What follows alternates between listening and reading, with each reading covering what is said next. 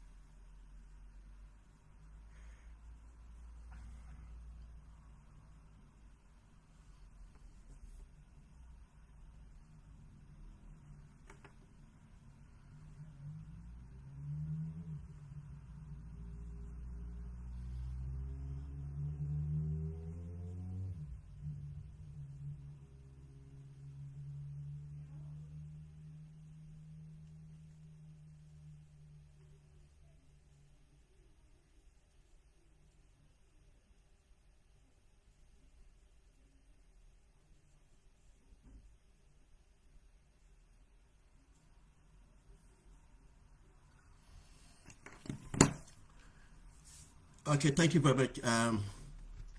Today is Saturday, the 29th of April 2023. The time is just gone 28 minutes past 3 in the afternoon in Birmingham, England. If you can hear me, Mohammed and others, and Modu Sabali, if you can hear me well, can you just let me know, yeah? Thank you.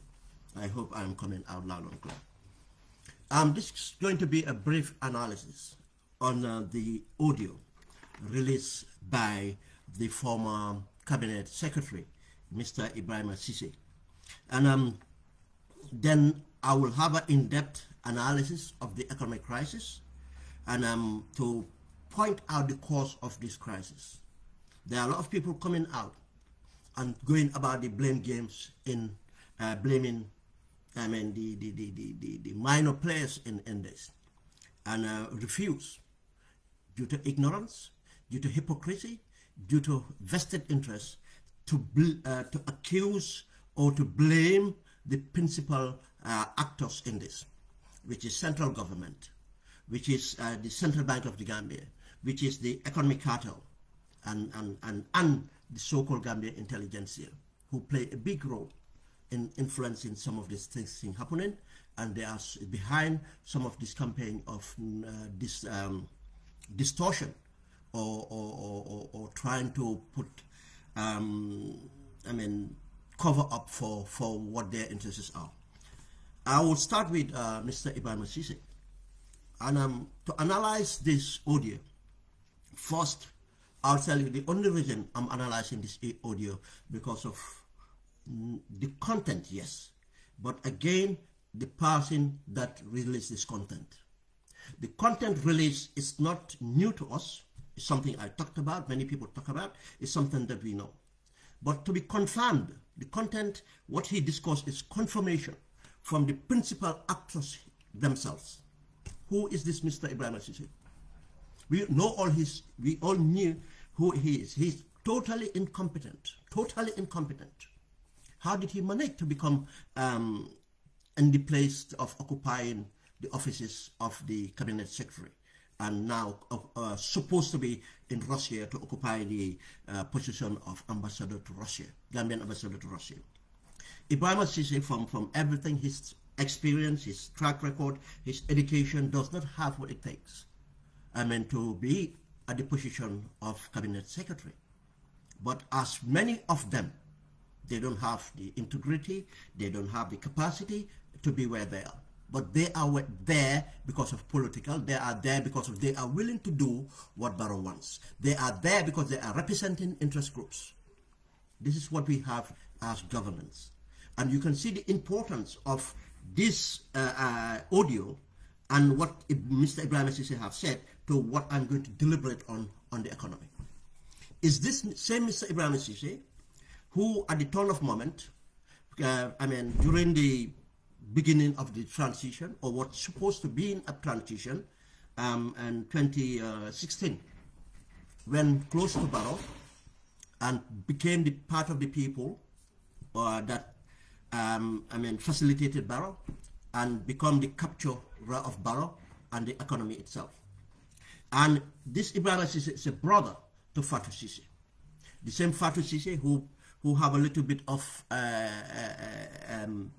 balance and money exchange, whatever it is, and run and captured Barrow with his brother and others. And because of this, Barrow deliberately selected Mr. Ebrima Ceesay. When he was advised that Ebrima Ceesay does not have the knowledge required, does not have the experience required to serve in this office, Barrow said, no, this is the person I want. Do you know why? Already before Mr. Ebrima Ceesay became the chosen person by Barrow, he have proven to Barrow what he is capable of doing, what Barrow was actually interested in. It's not that he has proven to Barrow of his competency to support his cabinet or to support his administration to push the Gambia forward. No, it's to enable him to be wealthy. Ebrima Ceesay then joined the cartel members, Alhaji Ceesays and others. They are not in the same group, they are different groups. They are different links, different groups. But he joined in now to facilitating people to see Barrow, to bring in these things and breaking deals. This is why he wants him at the cabinet office. And this is how businesses came in. That's why when you go into any major business transaction that have happened, and which is scandalous, including Barrow, Ebrima Ceesay will be mentioned as the permanent secretary that oversaw it. Just as the security port tax levy, Mr. Ebrima Ceesay was there. And there are others in the Mulligan report. Again, I take this opportunity to congratulate Mulligan and Mr. Mustafa Dabo and his team for winning that award.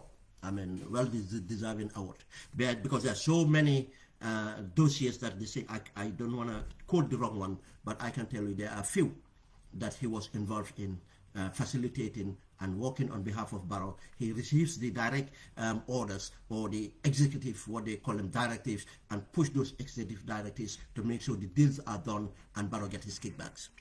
And I believe that he was part of, and with his sister, Fatou Ceesay, they are part of the car power contract and deal as well. They played a role in that, and that ensured Fatou Ceesay got kickbacks, and so what's his name? This guy got kickbacks. President Barrow is getting a regular kickback from car power, which is causing us trouble today with the economy, and I'll get to that. But again, he too, when he facilitates, he gets the the kickback required. Now, this same Ebrima Ceesay is behind the latest my allegations or accusations to Barrow, and I charge him for that he received 2.5 million, and I am repeating it. I'm still waiting for Barrow to bring that summons to see him in court. And I'll tell you, Barrow would dare not do that. I'll tell you, Barrow would dare not do that. And not doing that, he's guilty of the crime charge. But it's the same Ebrima Ceesay who was in the middle Not in the middle, he led the executive directives to deal with Tariq and to deal with the parastatals involved, be it GSTC, be it Social Security and others, to facilitate this deal. It's James Ebrima Ceesay. To the extent that something happened. When Barrow kicked him out, and several times Barrow attempted to take him out. For what reason? Because Barrow would be angry that he earned something. This is the mentality of Barrow. Because obviously, when he facilitates this deal, Barrow expects this deal to be his deal. But Ebrima would get something back from it. And Barrow would always have a problem with this. And Ebrima have many times run to the president's mother, just as they used to do with Babin Limansa. Run to the president's mother to beg not to be sacked or be transferred. To beg, to kneel down on the ground to beg, and the president would not. To the extent, the latter part is when the president and the first lady, for that matter, just got enough of him. Now, because of now, they wanted the arrangement they had with Security Port. They have new actors to come in. That's 𝒕𝒉𝒂𝒏𝒏. That's other people to come into the deal. Now, Ebrima Ceesay's sister, Fatou Ceesay, have to be cut off that deal and taken out, and 𝒕𝒉𝒂𝒏 brought in. Then obviously that led Ebrima Ceesay to be taken out of the cabinet office because of the bitterness. But that bitterness, I'll tell you, if it was not for the first lady, Ebrima Ceesay would still be there. That's how powerful and influential the first lady is to ensure that Barrow does something. That Barrow does something. Ebrima Ceesay got kicked out then. What did Ebrima Ceesay do? Ebrima Ceesay went around to cry and said that the amount of money he made for Barrow, there's no person in that country that made that for Barrow, and which is very true. He's one of the top facilitator for Barrow to make him earn that much with Alhaji Ceesay and others. He said that. And Barrow must have had this. But already he was transferred to Russia. Now I understand he still did not go to Russia. And yes, Ebrima Ceesay became wealthy due to this deal, because he had few millions. Now few millions thrown to him, dollars is thrown to him, facilitated. But the interesting part is when I made the allegations or accused or charged Barrow for this bribery, they sprang up to try to find who my source was. And this Ebrima Ceesay was suspected because for them the amount of knowledge and the detail I have with this deal, to the knowing the exact amounts each person got paid, this is what really made them crazy. And they thought must be one of those people in there. And he was the weak link because of why? They say because he's bitter. He's going around telling people that how much he made for Barrow. He must be my source. And because he's bitter, that Barrow have kicked him out of this system. No. Whether he's my source or not, that's for them to find out. But I tell them I'm secure as much as possible that this government, just as Yahya Jammeh, have never found anywhere where anybody, or close to anybody, in fact, that will give me information, because my information is taken out professionally, and there's a system in place that insulates anybody that gets contact with me. But this is how, who this Ebrima Ceesay is. But what the most important thing too is, where was this discourse? Where did they carry out this discourse on the forum?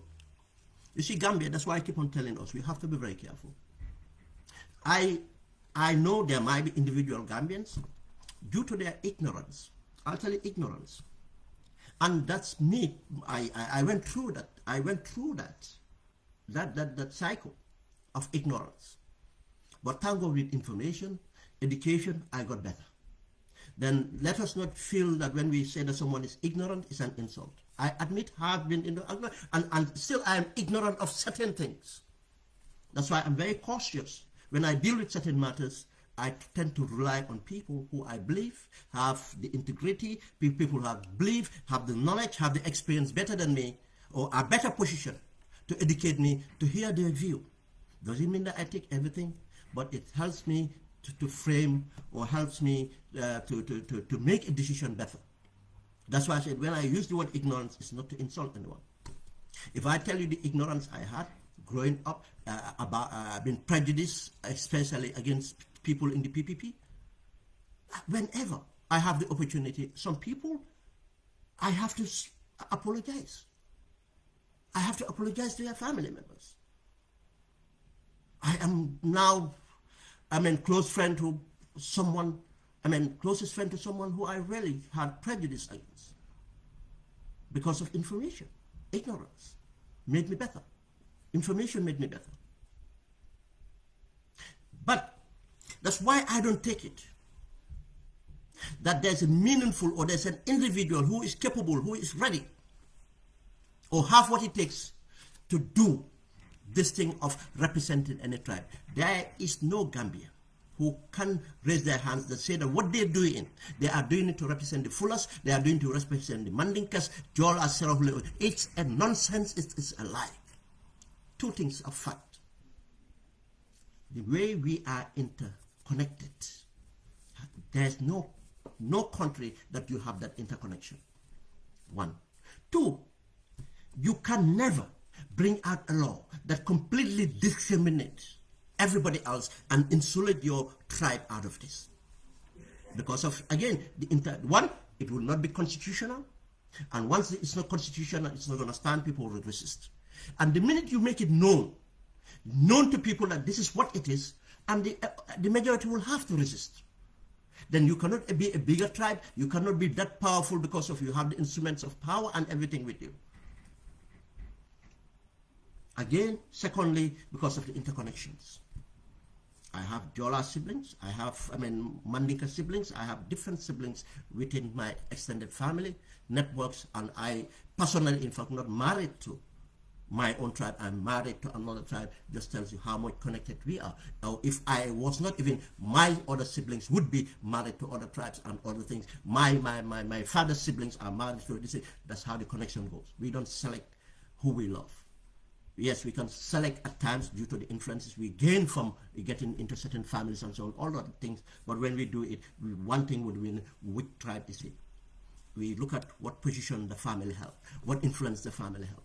Yes, there are interests we follow. And it's just because of these interests, these people will go out to speak out tribal bigotry. And they use that tribal bigotry to be a political strategy in order to divide and control. That's why whenever you find a group that does that, I'll tell you, you find all the other tribes within that group. And the tribe they attack, they are even more prominent in that group. When Yaya Jammeh went against the Mandinkas, it was a political strategy. It was a political strategy. To the extent Yaya Jammeh had interest in empowering his tribe in certain facts. And I tell you, if Yaya Jammeh was not Jola and had some of these ideas of supporting people from diverse backgrounds, by creating, facilitating them to education and other things, he would have been seen as the most progressive. But we have seen where he selected individuals based on their tribe and being Jola to educate them in order to fuse them into the civil service, in order for him to have control, not to empower Jolas. Because when those people go against his personal interests, in pursuit of the national interest, he go after them and kill them, prison them, and wreck their lives. And when he went after Fonyi, because the community he went after most was the Jolas, then we cannot believe Yaya Jammeh to be tribalist because of he cares about Jolas. No, it was a political strategy. When Yaya Jammeh went out there to insult Mandinkas, it was not a prejudice against Mandinkas alone. It was a prejudice. It was a political strategy in order to divide the opposition, in order to divide the nation. and then position himself with other groups, interest groups that come out with bigotry themselves to say that I represent the Fullers, I represent the Wolofs, I represent the Banjulians, I represent the Basayans, I represent the Badibunkas, I represent the Kiankas, I represent the Kombonkas. It's all bullshit. They don't represent them. It's for their individual interests. And it's not new politics. It's not new, created by Jammeh. That was created by the colonials, and the PPP took it up. Sheriff Diba was mentioned as a nationalist tribalist. Penjai first as a national Wolof tribalist. Hassan Musa was labeled a national Fuller tribalist. Then it's not new. PDOIS was what termed as at that time the most potent thing was to be called a communist. And up till today, it affects all his people. All his people. With all their contributions, with all their great ideas, with all their sacrifices, all they stand for today, name these people, and Gambians don't even know them. Or if they know them, all they know about is the negative term. The negativity that they put on them. It's not new. Why am I saying a lot? Digressing on this is the forum. For my understanding still, I'm not sure which forum it is. But obviously it's an NPP forum. But one thing I am sure about, and because of how do I know that? Because of all the names called. And from my investigation, all the people who are, have agreed on this, people that should know that this is an NPP forum, and all the people named there are Mandinkas within the NPP. I told you there's a group of people claiming to be Fuller interest in the NPP. There's a group calling to be Banjun interest and Wolof interest in the NPP. There are groups calling to be APRC Jola interest in the NPP, and go on and go on and go on. This is the cabal they created within the NPP, marriage of convenience. Now, why is this group dangerous? This group started with the other groups that came from the Jammeh era. And the Jammeh era, that came from the transition from PPP to Jammerism. And now they're going into Barrosism. And this is the marriage of convenience. All these people mentioned are Mandinkas. And these people, when I have an experience of this, I'm telling you, I have an experience of this. Some of these people in this group were the people that went on labeling me as a second-class citizen. Yes, as a second-class citizen. With their hypocrisy. Why? 2016, Barrow came out. They are within the UDP, and they were in groups. They are in forums, and they created a forum trying to say they're going to select people to recommend to Barrow for appointment. I never go out there looking for appointment from nobody. But there are many people that think that I have the country at heart, believe I have a little sense to add value to whatever it is. When I mention my name, and someone in there mentioned my name, and some of these people were there, the person that mentioned my name, so-called nominated me, was put down. And it's only another person, a woman that was in that group, that stood up and actually went against it and said that we should not have said that.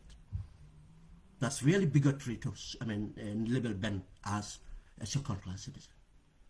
Only one person. And obviously with the agreement of the person who nominated me.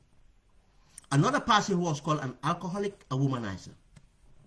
Why do they go against that person too? Because of he doesn't belong to their tribe. For them, they thought they have the influence within the UDP. Now they are going to champion the Mandinka cause within the UDP, in Barrow's government. When they went and hit stumbling blocks, and these people, I'll tell you, these people were very instrumental. You see, I don't come out and say things, I take my time. They were very instrumental in some of the attacks on social media. They were controlling some of how to call it, some of the cyber warriors on social media, going after anybody that says anything against Bawum. I'm not saying that they are the only one. There are some still with the UDP. Some of those people today are saying that they have regretted because of they were carried away. But whether they have regretted or not, I mean, it's yet to be proven until they get power. Some people, I mean, unless you understand people, you can tell who they are. But some people, I mean, people can only know them when they grab power. Now they say, oh, I regret it. Why am I saying this? Because I know these people. I was in the struggle with these people. And when this thing started, I spoke to some of these people and told them, be careful. Stop this, be careful. I know where it's going. When I went against Masani Kinte, the appointed CDS, I was called a tribalist the first time. A tribalist. By the same people. I said them, be careful. I saw what was happening. I said, be careful. You guys think this is going to split you, the country. But I not only the country, I think you people are going to control Barrow. You are enabling the APRC state capturers. I said the state capturers of the APRC. You are enabling them. You are sanitizing them. You are giving them opportunity to grab Barrow. You have to understand the power dynamics we are dealing with. The only solution to this is to stay on course and follow this MOU to make sure we deliver Gambia with reforms. If we fail, we'll have to continue this struggle. Yeah, most of these people. And I tell you, Suntu Ture is the biggest one of them. And Suntu Ture is the biggest manipulator.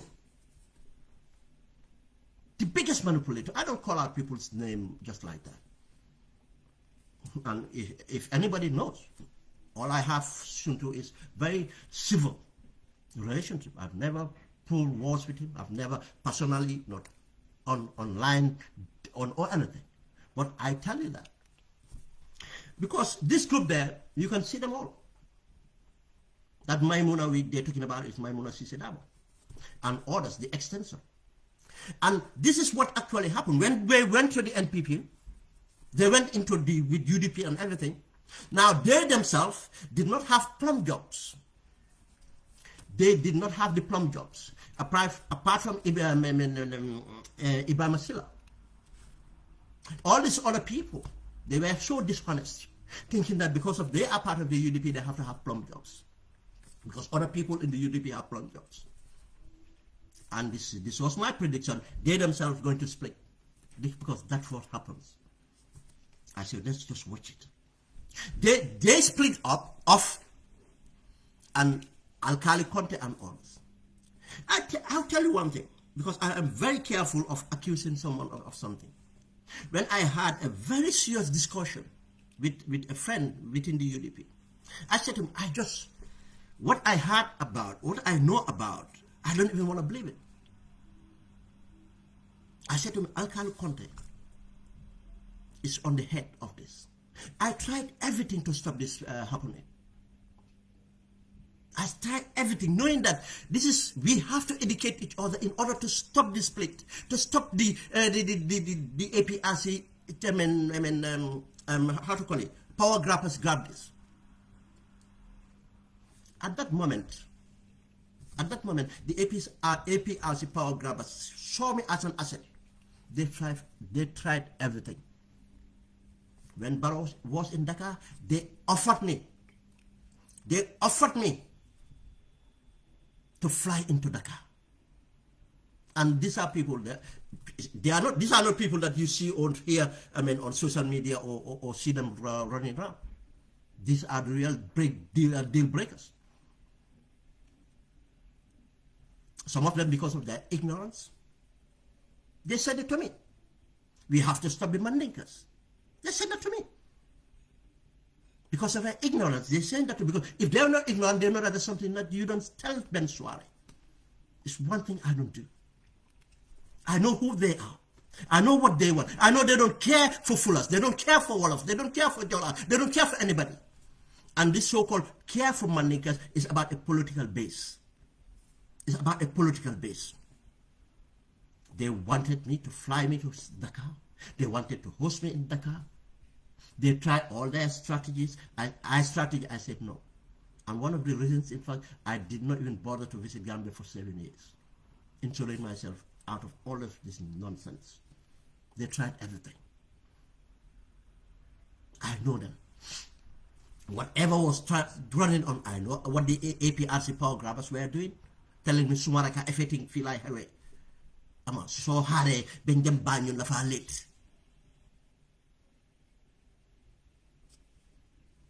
I know of, some people who were close to, within the UDP, trying to grab me. All the people grab me, I was not interested. I was telling them, no. What we do is, I stay with my neutrality, but I'm telling you, if you guys want things to work out, we have to stick to one thing is reforms. And stick to this MOU. They were not interested. Now, this group here, when they went into it, they did not have what they want in the UDP. They don't have the plum jobs. What did they do? And some of them were part of the people that fought. Anything else, they decided now, ultimately, Barrow is the power. He's the incumbent. He has everything. This thing, we are going to align with Barrow.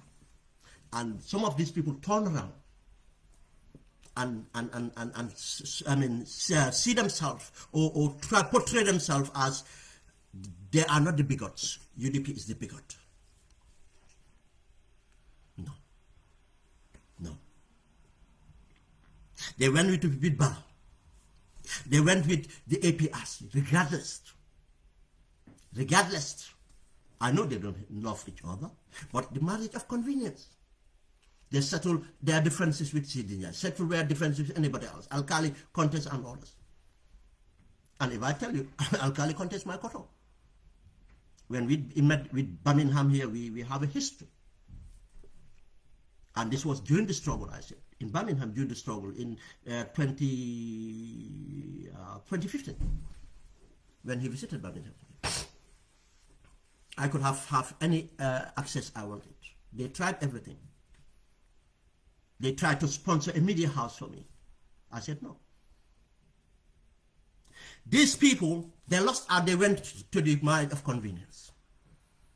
And they thought that they captured Barrow. Now Barrow promised them everything. When I get the absolute power, I didn't have the absolute power, I would this is. And some of these people, obviously, associated with Barrow, been in the Gambia with Barrow, and they achieve a lot by means of, giving campaign money, by means of opening doors, because they can take people to Barrow, they get paid off, they secure managing director's job or people's job with Barrow. Go and talk to Barrow, no, don't take 𝒂𝒊𝒏, or no, make sure 𝒂𝒊𝒏 is appointed from director to managing director or director to something else. And those bullshit they did, and they have money. They can have access to vehicles, they can have access to hotel apartments, they can have this, and something that they feel, their life in the diaspora was not worth. Because most of these people were from the diaspora. Some of them have many jobs at the embassies where they would declare themselves single parent. They can leave their families in where regions they come from, and they can live in the capital. The government would pay for their rent, pay for their this thing, and that rent, there's a deal in it. They have a cutback of $300 for $400 or pounds or wherever they are, plus other bits they have. That's where, and they will be called diplomats. That's something. We know all this. That's what it's worth for them. Now, they went into it, and they bought into the campaign strategy. And because of they are Mandinkas, if they come up and support the platform of the NPP, saying that the other Mandinkas are bad Mandinkas, then they validate the message. Yaya Jammeh did the same thing. Remember, go and watch this. Go and find the videos of Yaya Jammeh when Yaya Jammeh in campaign rallies. When Yaya Jammeh said that I don't want to repeat some of this, but I'll just for the sake of the program. When Yaya Jammeh turned around to say no Mandinka would put there this thing on this seat of this thing, he would say that means all, no Mandinka. And Yaya Jammeh at the same time would put a caveat and say that I am referring to the bad Mandinkas in the opposition. By that time, the camera, the GRTS camera would turn around to show the Mandinkas sitting behind Yaya Jammeh. These are the good Mandinkas, the Mandinkas with me. Validating. You see, in communication, validating the point, the Mandinkas, there are Mandinkas with me. If I was attacking Mandinkas, these people would not be with me. No, that's not true. He was attacking Mandinkas. But he's not attacking Mandinkas as a whole because he hates Mandinkas. No. Because it was a political strategy for him and people around him. These are the good Mandinkas. Then for the average Gambian, I don't want to be seen as a bad Mandinka because I have to be seen as with the good Mandinkas. Not only that, Yaya Jammeh would get to the Gambian psyche. Turn around and they said, this opposition. Now, not only the UDP is talking about, not only Mandinkas is talking about, he has moved it further to the opposition. This opposition are sponsored by the EU, by America, the white people, to do this, to do that. But again, this opposition also so that we allow homosexuality here. If Yaya Jammeh, I will never allow homosexuality in this country, which is lying. It was a homosexual he knows that was doing his wife's hair, wife's makeup. It was homosexuals that he sat with. I'm not wanna get into it because I'll tell you, people that know.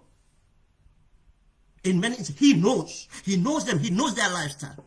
Active homosexual. I'm not saying men who are camp or this thing. Active homosexuals who are married in the Gambia, married to men.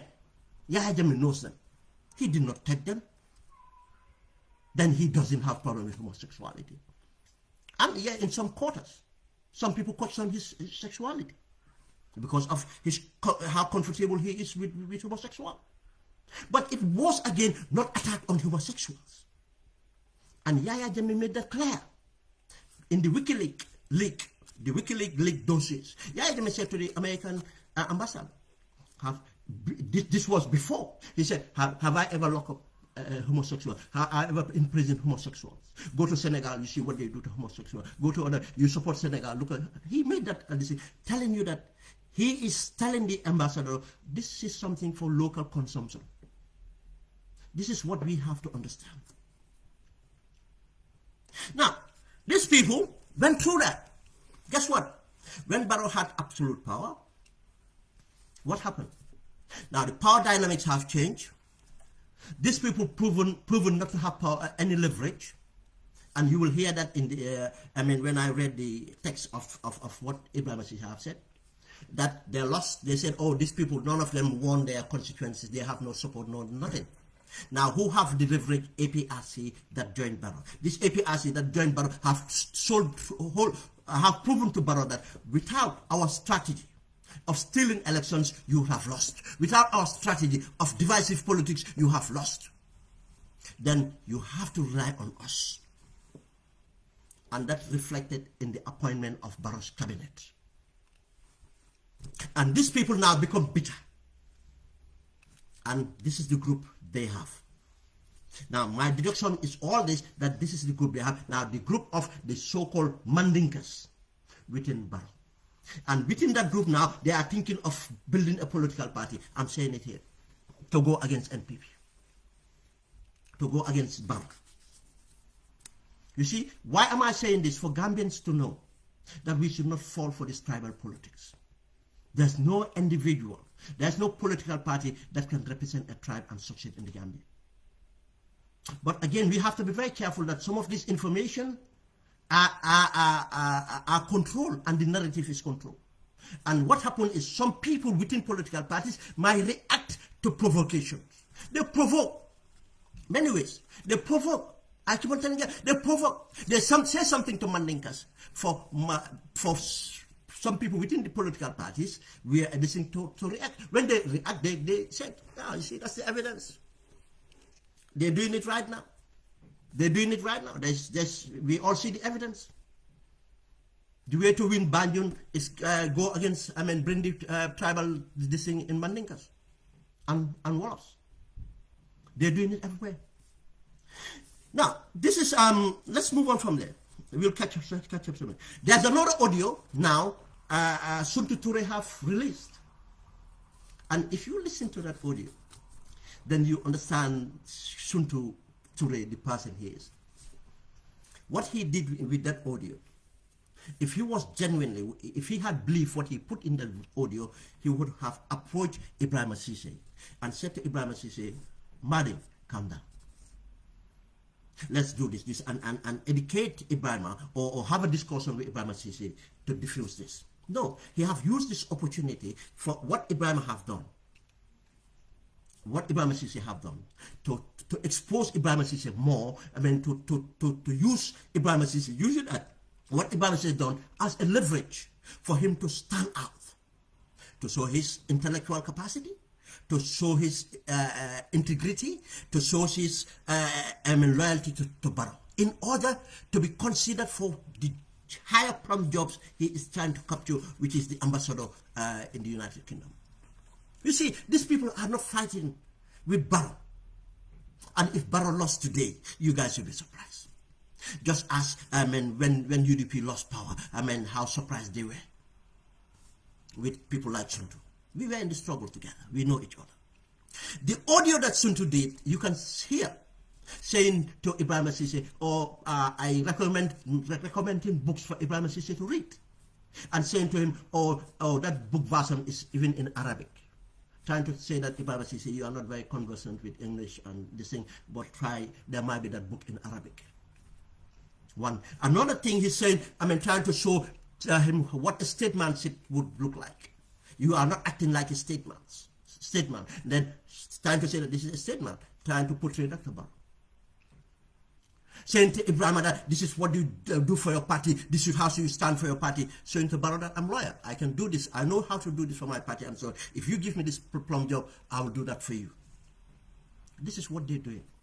Now, if we don't expose these people for what they do, that's how they get grip of people and they continue the destruction, and ultimately it's the economy. It's about corruption, the economy, and we'll get to where we are. But, to explain this crisis, it's tell you the crisis within Barrow's government. And again, remember what I said. When PPP had the crisis in early 1990s, then from fallout, from the issues that have dealt with, the corruption that ensued. And now part of the economy got hit. The Gambian economy was actually growing. This is even the difference here. Gambian economy was growing in a sense. We had the blueprint, and which was a genuine blueprint from what they call the Singapore of Africa. The port extension program was going on. Gamtel was expanded. Gamtel have a training school. Gamtel was delivering dividend. Gamtel was efficient. Gamtel was paying bonuses to staff to strengthen their capacity. Gamtel was doing everything right. The ports was doing everything right, with even the corruption exposed at the ports. Today, if we still have a port, it's because of the development we had in the 1990s with the two anchors, infrastructure there. There's nothing new in that infrastructure apart from warehouses from 1990. Yeah, did not even, apart from warehouses they built, the main infrastructure where the jetties and everything else was built in the 1990s. There was a plan to transform the Gambia. There was a plan to transform the airport. There's a plan to do a lot of things. But you see, again, due to the exposure of corruption, the fallback from this commercial bank and other things came and hit the PPP, from the cooperative union and others. From the now, what do you have? The overstaying of Jawara. Now they started to control Jawara. The state captures, and Jawara became really confused. What did he do? He fell for a political strategy. of going to the Congress in 𝒂𝒊𝒏 and declare that he is going to resign, to test the loyalty of his people and to control the PPP itself, so that they would give him that space and peace of listening to govern. No, he was already captured. The fallout of that was actually the complete split of PPP, and they came and hijacked him. The likes of 𝒂𝒊𝒏 then became prominent again. And if you want to see the evidence, go and look at the effect of the cabinet Jawara had after this episode. The likes of Yaya Ceesay was returned to cabinet. The likes of these are my respected elders, but this is the history of the Gambia we're talking about. We cannot just brush over it. We have to explain it for people to understand. Yaya Ceesay, the likes of 𝒂𝒊𝒏 was returned to cabinet. These people were seen as people who have actually retired in getting to cabinet. This was like a new generation. I mean, that's younger people will be coming into the cabinet to move the PPP administration and government forward. But you see that fracture, what it is, I mean, the spring of this loyalty and other things. And what we had was 1994. Now, we have seen the same thing now. But Barrow is coming out to say that I am going to retire soon. I'll tell you this, two things. The retirement Barrow is because of his ill health. He needed to go for medical, serious procedures. Barrow is scared to go under serious procedures. But probably now he is thinking, because advised that you have to put something in place. There are already state capturers ready to jump in to again control the state for their interests. That's one. They're telling him, for your medical listing, it's best for you to retire and not run for another term. Then we can control issues with you. You'll be okay. Your family will be okay. You can retire. You can have your wealth. Let them dream on. But Barrow is not completely convinced with that. But he have to put it into consideration. Now, some people are telling him, in fact, make it this known to others so that they will leave you alone. They can these things. Now, that's what is happening. They are fighting among themselves. Two. The other issue here is, I said it was brief, it's not going to be brief. The other issue is with the economic meltdown and the pressures coming out, Barrow is doing this as a strategy and to distract. But in fact, he doesn't know that this strategy is exacerbating. It's making it worse because people are grabbing as much as possible, knowing that they might lose their positions at any time or their advantages in the business sector. This is why we are where we are today. And what happened to this group? If you listen to the audio properly, you can tell that Ebrima Ceesay, Astafla, not Ebrima Ceesay, it's another Ceesay Kundanko. I know the two Kundas have something to say.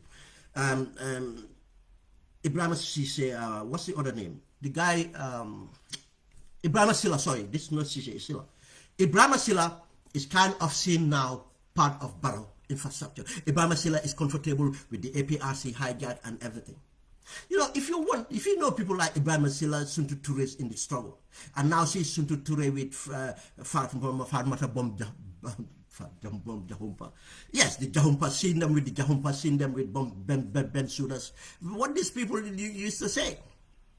Not only because of what these people have done, in fact, technically going after their tribes and their families. And now they are comfortable with these people. A marriage of convenience, isn't it? But this Ebrima Ceesay and Ebrima Ceesay and others are seen as they benefited. He is now the infrastructure minister, from Minister of Communications. He is well off. He doesn't want to leave. Now he have abandoned them. And Suntu Touré, who is now technically, I think he's the deputy ambassador. Now he see that, oh, I have a future here, I might be the ambassador. Or I might be taken as a minister. He is comfortable. Now the rest, Alkali Conte been moved out of State House. The other guys move out of State House. The so-called these people from the UDP, who happen to be Mandinkas, that went together as Mandinkas. They made this group as Mandinkas. That's why I'm saying it. I'm not stoking anything. And went and support like these Mandinkas that come to support Barrow. Now, Barrow have pushed them all technically out, or the people left there, Lamin Chams and Dusanos, nobody cares about them. have pushed all these people, the Fabusanes, all out. They are not happy. And this is the crisis they're fighting among themselves, if you listen to the audio. Now, this Ebrima Ceesay now find himself now within this group that he has been sent to Russia. He has been sent to Russia. Now he found himself into this group, isolated. Listen, and the APRC faction, and I mean the APRC enabling faction and others are positioned in Barrow's government. Now, this is what they're fighting about. When they come out and tell you about tribe, don't listen to them. When they come out tell you about anything, don't listen to them. It's all about power grab. Now, why are they really furious? Now, you might say that, oh, Alkali Conte is an ambassador in Turkey. Look, these Gambian ambassadors have nothing, absolutely, not much. It's not about what they can do for country, it's what they can get. Alkali Conte been around Barrow, opening doors and around. You know how much he gets from managing directors to deals he can break, businesses he can break, and other things he can bring in. The same thing with the others. You know the privileges they have running around in Gambia, been escorted with police, the prestige of that, the hotels they can go in, not pay bills, other places and other places. I don't want to go into other detail. This is what they lose. Now they're fighting among each other. It's all about interest. It's a marriage of convenience. And this have impact in our economy. Because it's about governance. Economy is about governance. It's just like when I talk about security people. Security, don't look at the aftermath. Don't look at the after effects. Don't look at the fiscal part of it. It's about policy. It's about governance. If the governance people in charge, the policies they discharge are not fit for purpose, then the institutions cannot be fit for purpose. You might have brilliant people within institutions. I keep on telling Gambians, if I say anything about an institution, I'm not labeling everyone in that institution. You might have brilliant people, educated, knowledge, experience, everything, integrity, but the system itself doesn't work. Guys, I think I've actually analyzed everything in there, but that's one thing I need to do. If you bear me a minute. UK. Okay. I just want to go through the text. I just want to read the text. I'm not going to play the audio. Because why? The reason I'm going through the text is for other non-Mandinka speakers. Because there's a lot of non-Mandinka speakers that ask me, oh, what did this guy say? I'm going to go through the text and just do a brief on this analysis. I have clicked most of it anyway. In the intro, or what you call it, but I just go again verbatim summary of the text for people just to see the mindset. But for people that heard it, even the tone, not only that, the person who's supposed to occupy the position of Secretary to Cabinet, you know, Secretary to Cabinet, it's not only a permanent secretary position, it's about the sensitivity of that position. It's that person who is kind of a next level is the Secretary General. It's a person that a lot of things have to go through him. Everything that happens in the water resources, anything that happens for finance, anything that happens in other ministries will have to go through him. Some permanent secretaries only deal with issues that goes through their ministry or something that their ministry have a stake in. I mean, that's why when we look at the importance of ministry, we see what overview they have. Like finance. Finance is very instrumental because of this resource mobilization, the resource distribution, that they have to talk to all the ministries and control the process all the ministries. When we talk about Minister of External Affairs, it's what the role Minister of External Affairs play. Again, that role is part of the resource mobilization because most of our resources as Gambia is based on what the external donors is based on, should be based on the diaspora, which they don't take seriously. I mean, that's how the external ministry should be so powerful, because the amount of resources coming to the diaspora, what can be harnessed there, then the diaspora affects almost, I mean, the capitals from the diaspora impacts on every ministry. I mean, and our policies our policies that have to deal with international agreements and other things and so on.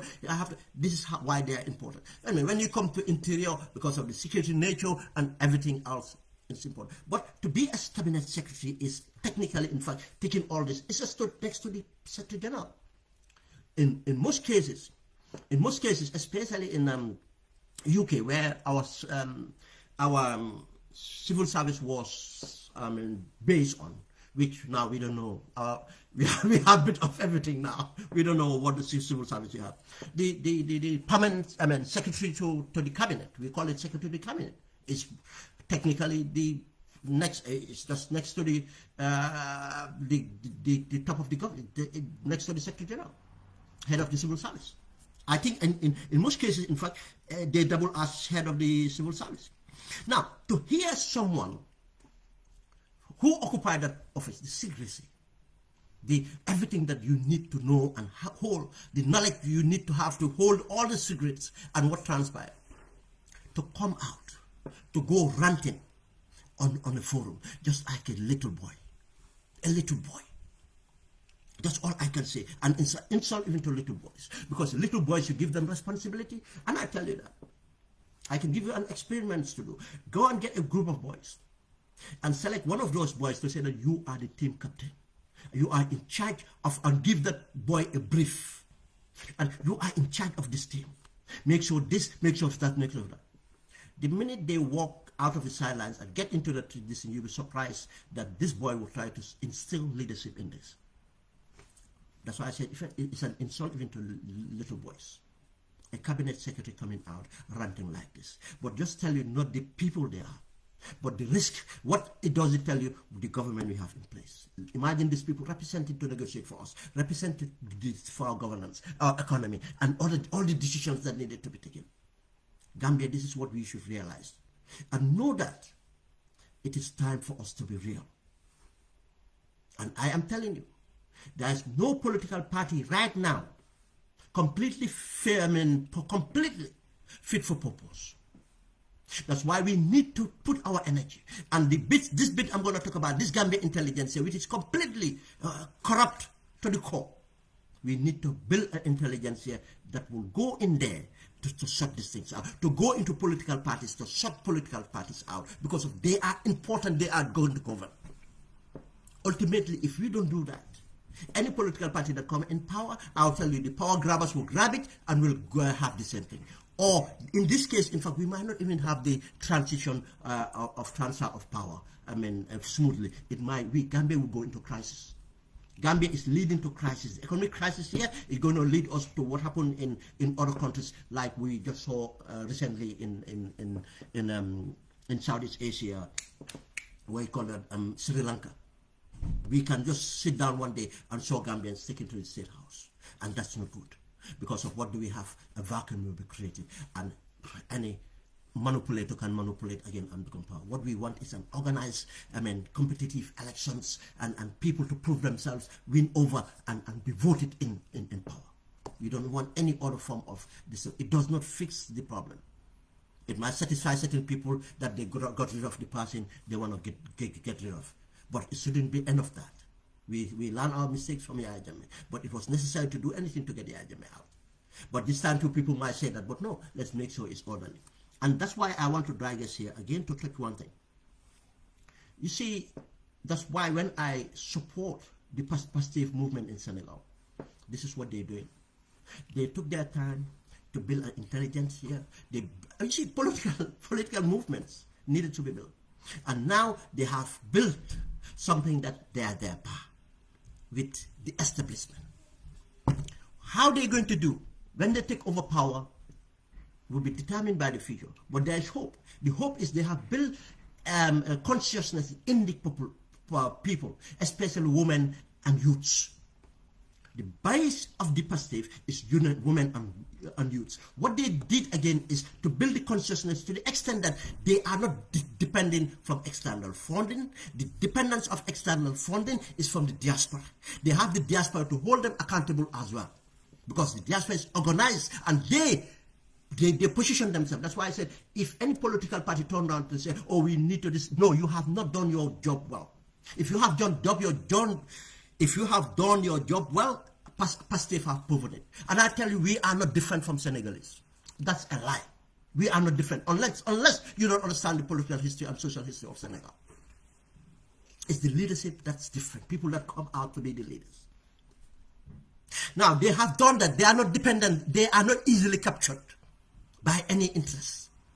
Instead, they put themselves accountable to the people, the grassroots that follows them, that fight and die with them, the women that fight and die with them, the diaspora that stand up there to support financially. But not only the diaspora, they have proven recently, even the source of finance they gain from the people on the ground. Overnight, Touba, a region that was known to be an establishment factor, known to be these things, turnover, to raise millions of CFA to support their party leader and other places. And the factor that the leader is young, and that's why I said we can have hope. The solutions of that are there, but we have to get off ourselves and do more to bring that out. Let's move on. And this is what we have. Now, let me just read quickly here, because I need to get to the other bit. We are going out tonight.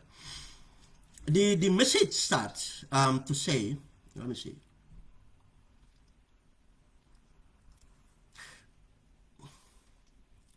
He started saying, okay, this is kind of a verbatim, as it came out in the summary form.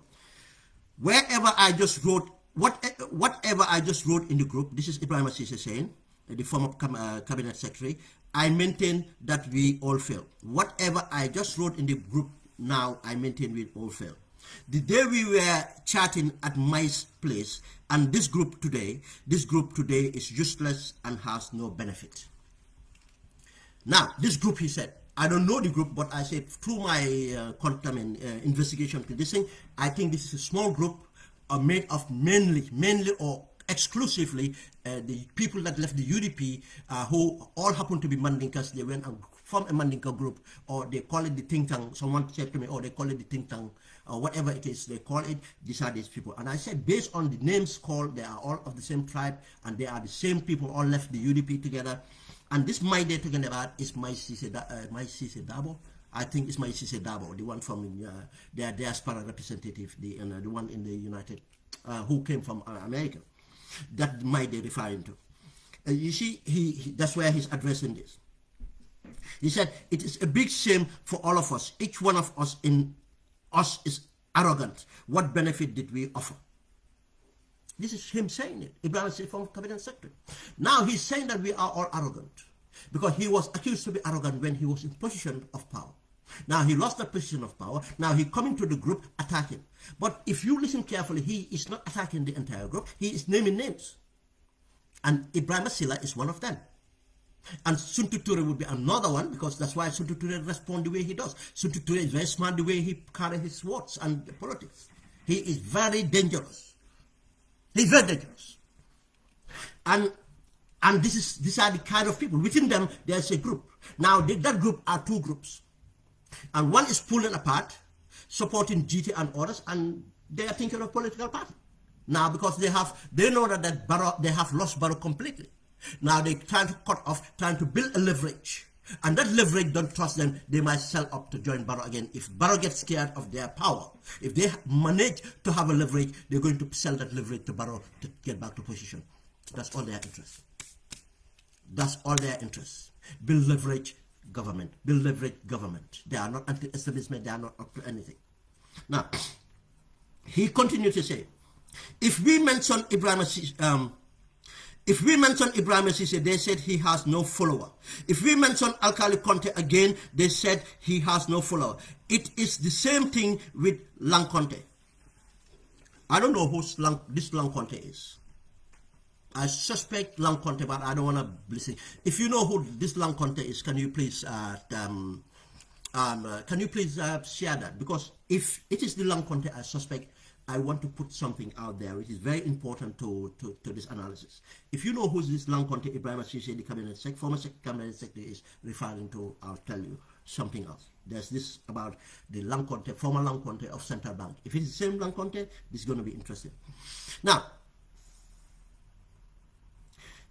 listen to this. Now, listen to the names he called up here. He said himself, Ebrima Ceesay, Alkali Conte, Alkali Conte, and Lankonte. Now, he said that they have no followers.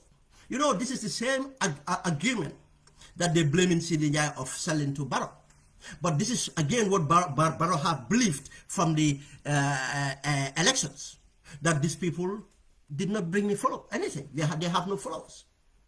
But remember, he did not refer to Ebrima Ceesay, because Ebrima Ceesay used because of the impact of these stolen elections in the combo, because of that's where it's really instrumental to win the elections. Ebrima Ceesay have technically gained leverage on that.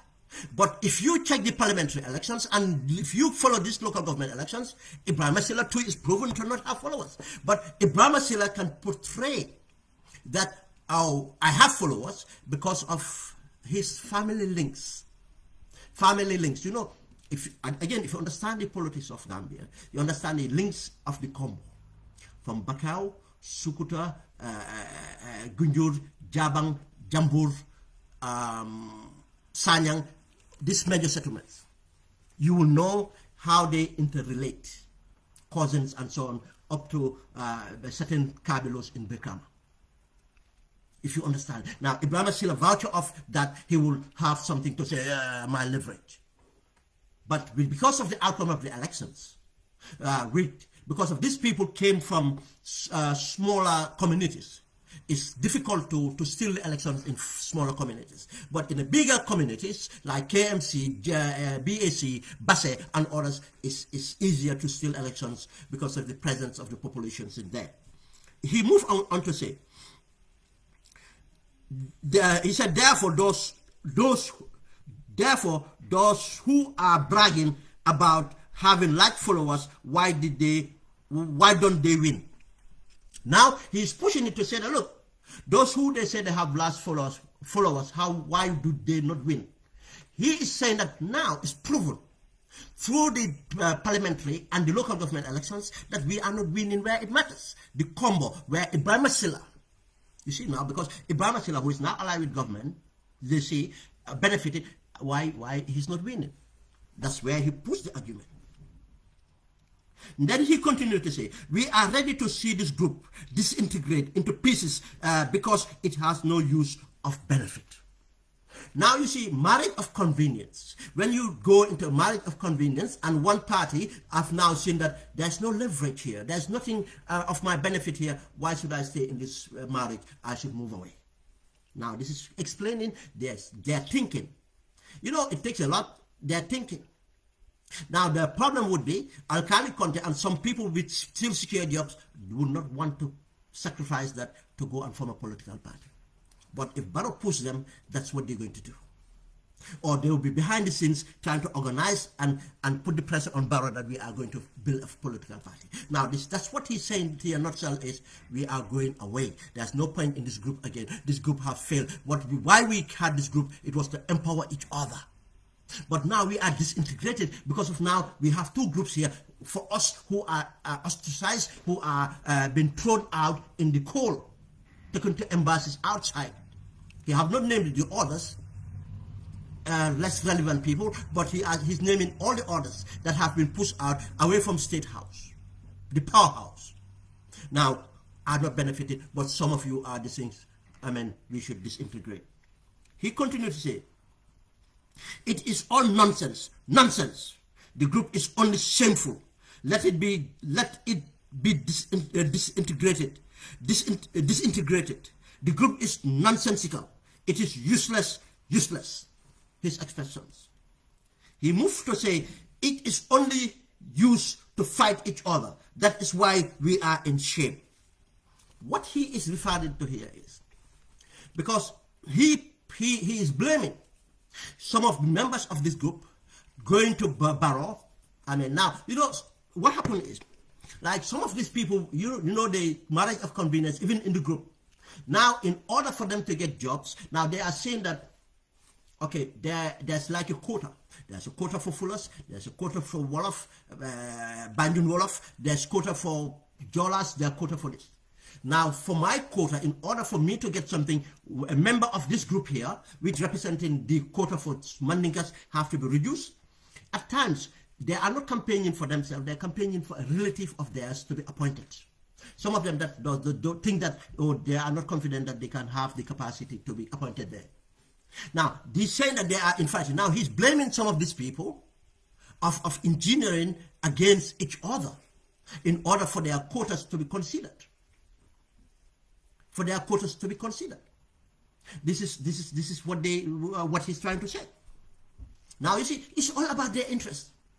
They are not angry because of the country is going bankrupt. They are not angry because of people are suffering. They are not angry because of the suffering in the healthcare, agriculture. They are not dissing on that. He's angry within themselves for not strategically winning over. He said this. He continued to say, Ebrima Ceesay, the former cabinet secretary, said, what do we have? The powerhouses, KMC and West Coast, we did not have anything here. We don't have anything here. It's an acknowledgement that they don't have support base in these places. Now, how did they win the presidential election? It's election thief. I stand by what I said. And I keep on saying this. It's not been arrogant. It's not been anything. The reason I am vindicated because based on my experience and based on the time and knowledge I use into getting into issues before I come out and say it. That's why everything I have ever said that I've take time on putting out here, I can raise my hands. It's based on evidence. It's based on, looking into it properly and possibilities and whatever it is and presented here. That president election was stolen. It continued. To only just win in the bushes, his own words, meaning provinces, has no use. The winning population is here. The population is here, meaning KMC and West Coast. He said that. Now it's an acknowledgement that when they come and those clowns and buffoons, those cowards come out like Dusanos trying to tell you the analyzing and those hypocrites, part of the so-called Gambian intelligence, trying to analyze the election results. One thing they are not telling you, they have vested interest. That's why they will give you all the stupid analysis. We all know where it matters. When politics is about numbers, we know where it matters. He continued to say, we all learned something. If you fail to secure KMC and West Coast, you lose the elections. He said it. This is the fact. Now you can see it in millions. And again, it's not something, when we said it, people said we are lying. Even though there was evidence been seen physically, the millions been poured. And where those millions came from, we said it. It's from us. By how? Business people giving millions to Barrow. Why did they give millions to Barrow? Because of they're going to benefit from robbing us. And that's the robbery that continues. And we see the economic collapse now, after the elections. Now, one lawman said he was given 16 million. I did not say that. GJ said that. For West Coast, other people are giving millions. That's why they don't want to live at the side of Barrow. That's how they make money. Election campaign, opening doors, people pay them kickbacks, going to managing directors and others to give them something. That's how they do it. Now he continued to say, if any of you have something to say on top of what I just said, say it. If any of you talk, I all counter you. I am a Gambian here. Just let you. I am in the Gambia here. Just let you know again. If any of you respond to me, I would counter you. You see, this is like a small boy doing a bravado. I am here. If you just, I am in the Gambia here. If anyone these things, just imagine. This one person was occupying cabinet office. But I'll tell you one thing. Barrow would be scared if Ebrima Ceesay come out and said everything else. That's why I said to Gambians, and let me just put this.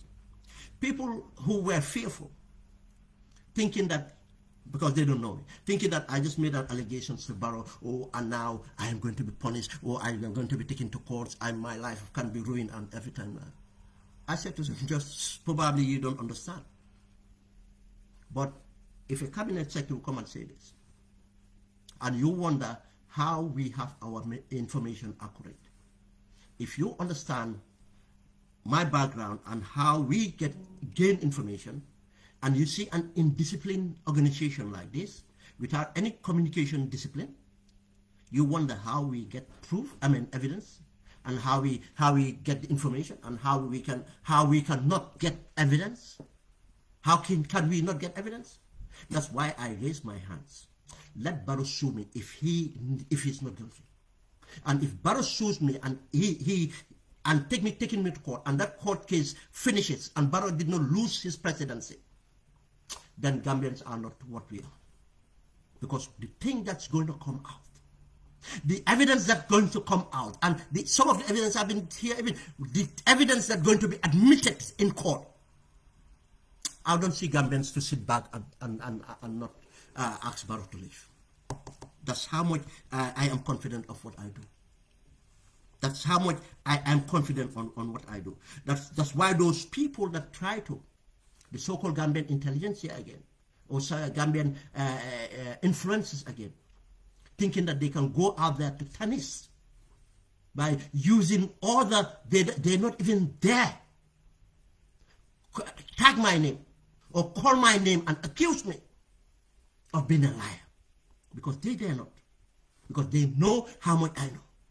And I don't even, how much I know which I don't put on social media. They know.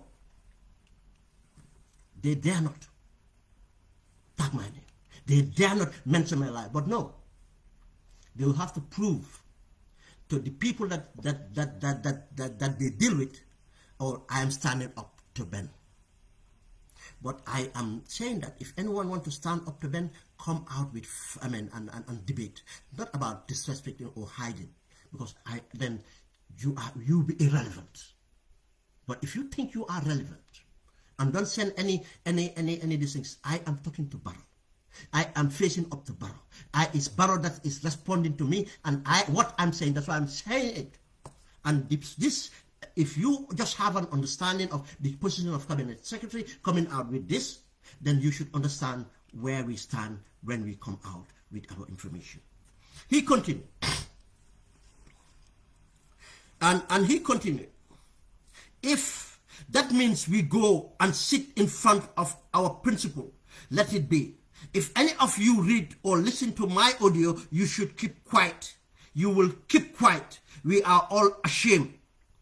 Who the principal is, I don't think he's talking about Allah subhanahu wa ta'ala. No. I believe here the principal means Barrow. If you have to go and sit with Barrow. He's that confidence. He's pushing it.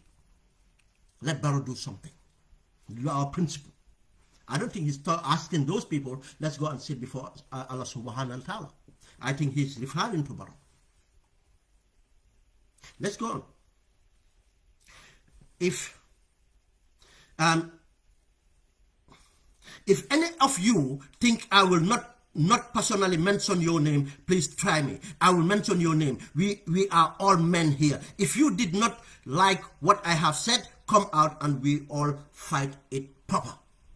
Now he's bravado again, saying that if you think he's not going to mention names, but if you listen to the names he mentioned, some of them he mentioned them as allies, as positive, and others he's mentioning as those I am going after. These are the names he's referring to, Ebrima Ceesay and others. The alkali contest are my allies. These are the people that have fallen out, and we are in the same camp now, in the marriage of convenience. He continued to say, we are all men here. If you if you did not like what I have said, come out and we'll fight it proper. We all know that if this party fails, all of us will go to prison. What it's all the hate and jealousy about? This is a very important point to note. He said, we all know that if this party fails, we are all of us will go to prison. What is all this hate and jealousy about? Emphasis on that. Why do you say that if the party fails, you're all going to prison? This is an admission that you know that your party, entire party, is based on fraud. Your entire party is based on corruption. Why are you afraid that any government that comes, you're all going to prison? This is the same quagmire that Macky Sall have found himself, that if we fail, we all going to prison. Because if Sonko comes, we all going to be held accountable. This is the admission of guilt. And what is all this jealousy is all about is fighting back on people as he perceived that did not fight with him, did not fight for him, and part of this group, because he's not addressing Gambians, he's not addressing the opposition, he's addressing this forum he was in. Did not fight for him because he thinks that these people could have talked to the president, no, this guy should stay in cabinet, he should stay here. Did not fight for him, or he believed that some of these people, in fact, are engineering for him to be kicked out so that their interest groups can gain position in government. This is what he's telling us. Now it's Gambians to get this to themselves.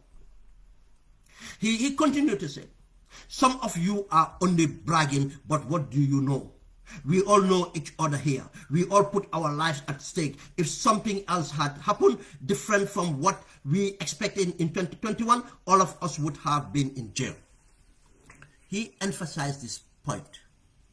The audio is in circulation. It's in Mandinka. It's in circulation. The only reason I'm reading in text is for benefit of non-Mandinka speakers. But many people have had the audio. This is what Ebrima Ceesay, the former cabinet secretary, have said. Guys, if you bear me a minute, we'll go to the other part of this program.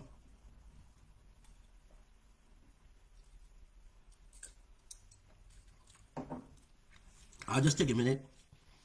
We'll come to the other part of this program.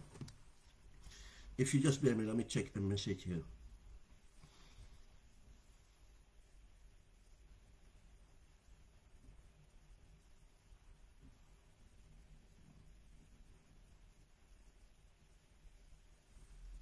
Okay, yes, my brother, I'll send you the number. This guy said to me, Suntu is brilliant communicator. That he continued.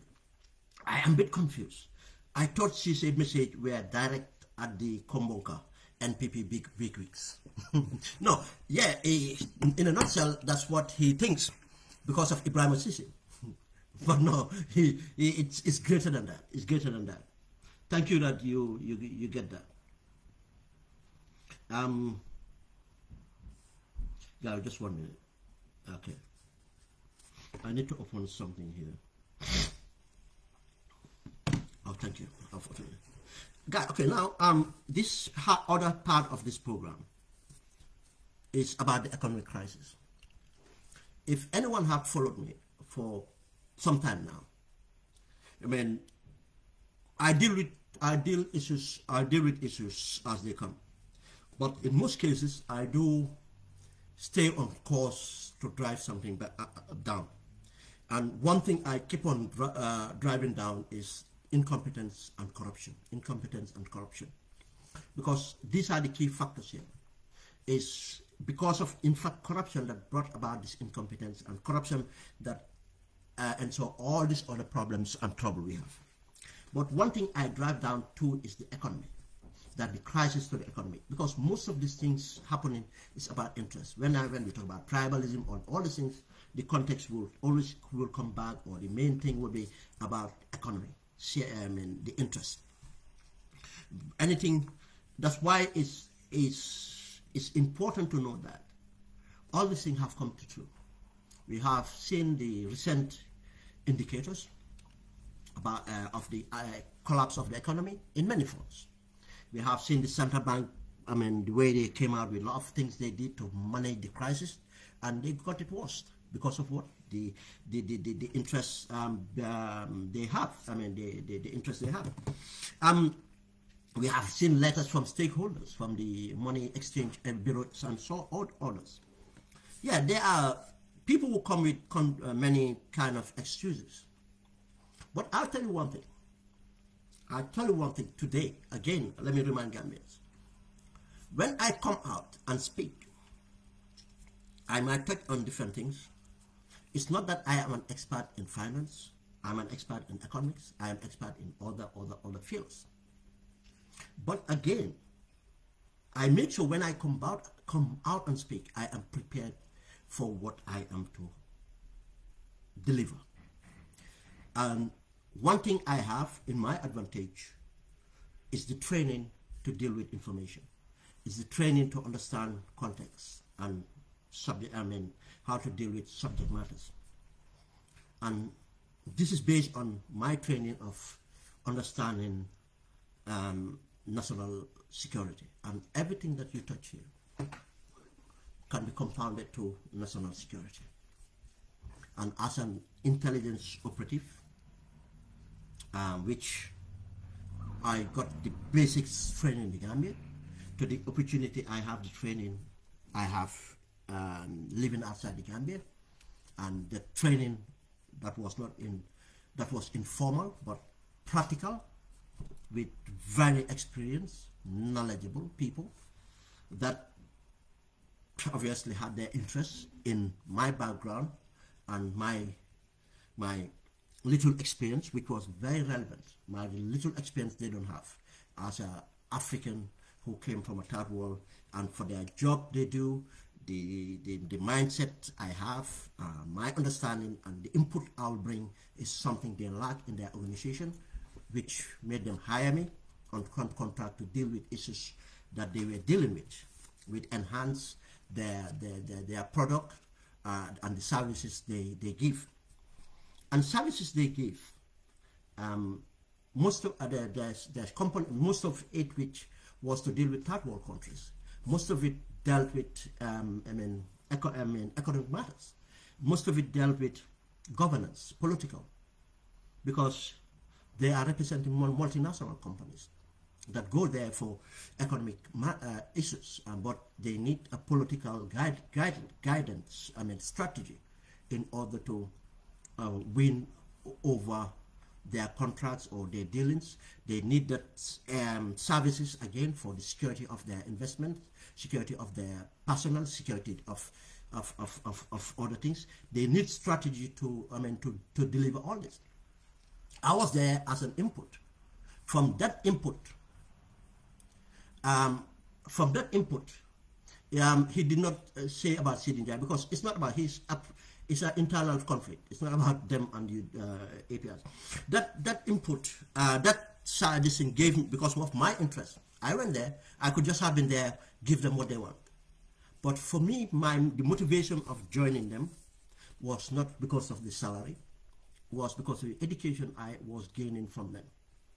And in that education, I gained, which obviously is not certificated, which I was not interested in, because I was not educating myself to take that to go for employability, no, but for what I believe is my cause, to able to be effective in dealing with issues that affects us, to have something impactful. And in that process that I was learning, I did not just become an asset to this intelligence entity. They saw my foresight and competence, which upgraded me to be considered on even more serious matters, that where I would sit on tables, that I would be only non-European and non-white, let me even say, because some of them are not European, they are other nationals, to sit down and discuss with them, to the extent of giving me the opportunity to formulate strategy that I would in fact be the principal driver of that strategy, to them. One thing, again, I learned was the implementation of the strategy. You see, there are many things that people can equip themselves with, but it's different. Many people lack this kind of three things. Not only, serve to give, but able to grow and learn to deliver at a medium level. But again, to the position of them delivering outside the policy structure to the operational and on the ground. They see the strategy work. And that, in that, got exposed to many, many aspects of operations. And the operations which was more serious is of a regime change nature, not once or twice. Regime change. But one that I have actually physically impacted more on a regime change nature is something that if some people would sort of learn about that I played a role, they'll be surprised, and which I will not divulge openly because of what it entails. But why is this conversation important here? I'm going to come into that. When I come out against to speak against government and so on, I don't come out as an accountant. I don't come out as an economist. I don't come out as an environmentalist. I don't come out as this, as this. That's not my profession. My profession is as if I was, so say, a subject specialist. It's not even security as a thing, but it's about national security. We touch on all this, about energy supplies, and everything else is something I put interest in, to learn, able to deliberate. But there are a lot of things coming out, and that's where I'm going to touch on this Gambia intelligence. That's why I talk about operations, how political parties and entities, how countries can change. And when I put interest in Senegal, because I know the importance of what is happening in Senegal to us, I go in there. I have, right now, I have drafted 12-page of articles to pump out on Senegal. But I don't want to overwhelm my page with Senegalese issue. I know what it does. It will drive a lot of Gambians that will not see the value in that education that we should have, or understanding we should have. I take my time. That's why I don't have time for a lot of things, because especially I'm not from academic nature. It takes time to put these drafts and have to put it process. Yeah, but thank God again, I have a network. It's not me. What's me is having the know-how to work with people. I have people I rely on when I want to put out an article and on something to deal with the economy. I have economic specialists that I will consult, that will look into my document, my article, and advise. They don't change much, but they make the, kind of a proofread it to make sure the facts, fact check it and stuff like that. If even security, I double to talk to other people, something I'm more confident with. If it comes to finance and this thing, some articles would have to even have a lawyer go through it. And these are people who are very competent and people with integrity. That's why that's the articles. But coming out here does not mean that, I just had hear things. No.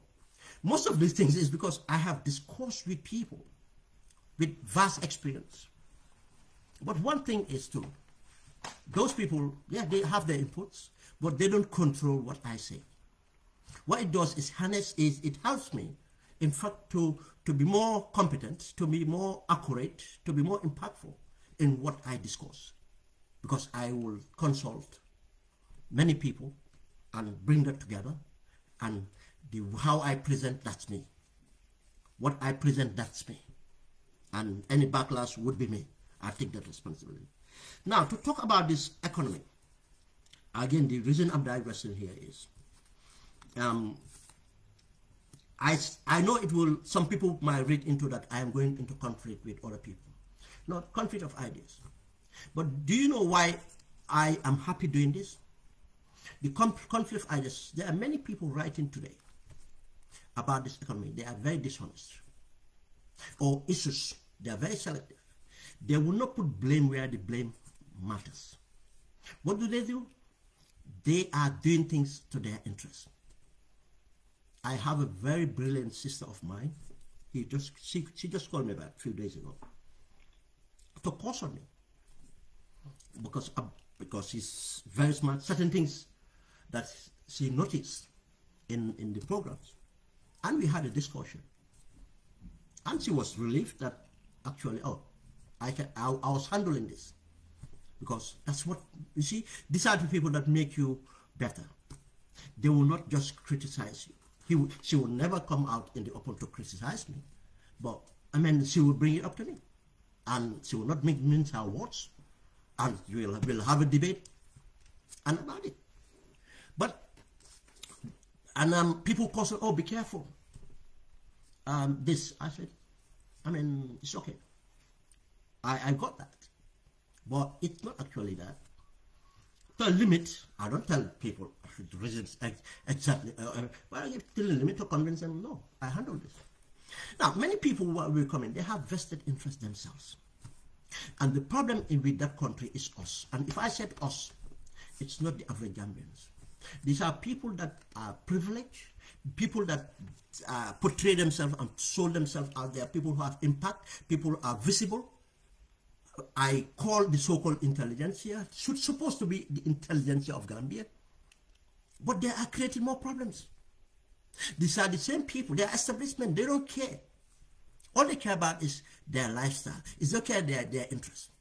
They are behind different people. They are supporting ministers, they are for their interests, they might tell you they're against the government, but they are supporting certain people within the government because of the interests of the businesses they're involved in, or what they get directly from it. And I'll get to all that. One thing I said, that when I come out, the audacity of saying this is, I say this because of my background, I put it, and that's what I'm going to do now. And again, my experience, my one thing that helped me and choose what I am today is the environment I grew up with, how I grew up, how that's what I am. I am not a person who was taught in a classroom. I mean, knowing the history of the Gambia, knowing the history of politics of the Gambia, and most of which are not even written, or it's not based on what is written actually, because most of what is written is in nutshell very inaccurate or very subjective. There are opinions that if I looked at it, it's just to help me to have to bear another understanding of it. But the perspective, it's mine. That's always I recommend this. Dr. Jegan Senghor, History of Senegambia Integration, 1950s to 1994, I think. I will ask Gambians to read that file, the Dr. Jegan Senghor, History of Senegambia Integration, 1950 to 1994, something like 1950 or 1954 or 1950 to 1994. It captures the Gambia political developments for 1994. And if anyone, goes through that, why did I choose this? It's just may his soul continue to rest in peace. Dr. Jegan Senghor did was to compile events that happened for pre-independence, post-independence, to everything that transpired in governance. Major things documented with the proof of what happened.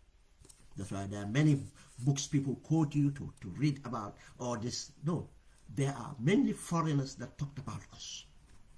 But this is Dr. Jegan Senghor, who have been proven for his academic skills for these things. Now, let's go on the economic crisis. The corruption, the incompetence. The incompetence, I'm not going to touch, but just to explain that because of corruption and incompetence, we all know people like Ebrima Ceesay, permanent secretary to cabinet, is an example. And many other people. And if you look at anything around Barrow, Dusanos and everybody else will be called, who are the so-called advisors. And you think that these people don't have influence on Barrow, just know, think of what Barrow says. Shows you the incompetent people he surrounds himself. That's why when Barrow comes on the mic, this is what Barrow says. This is what Barrow says. The same thing they say in their attire kabulus. And the other bits he talks about policy and everything is the incompetence of the people around him, the permanent secretaries and other people.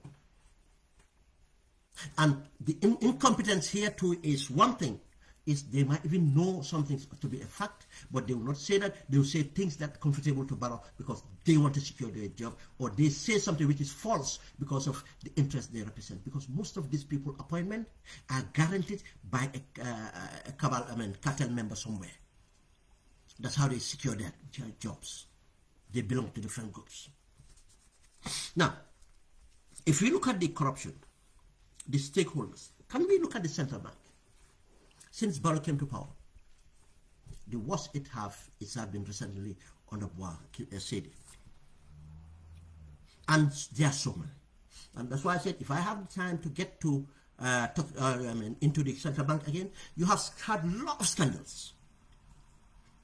You have seen the interventions of the central bank.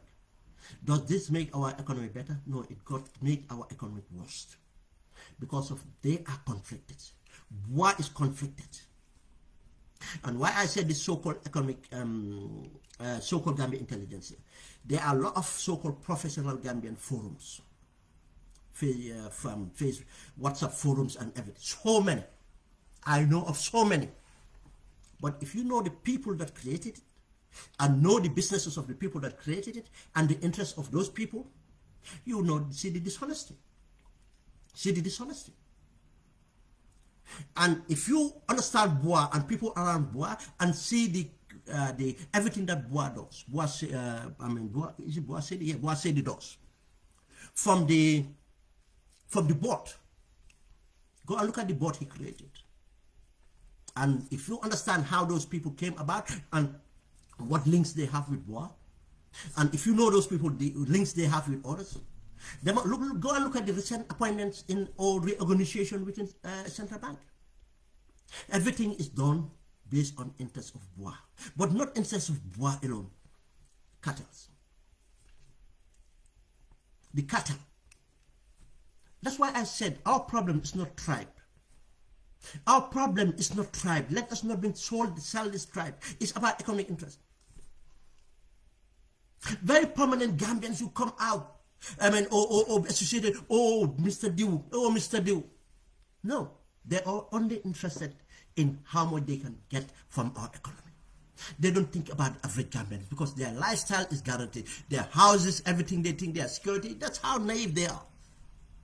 But that country collapse, they will be at risk as well, or even greater risk of losing everything.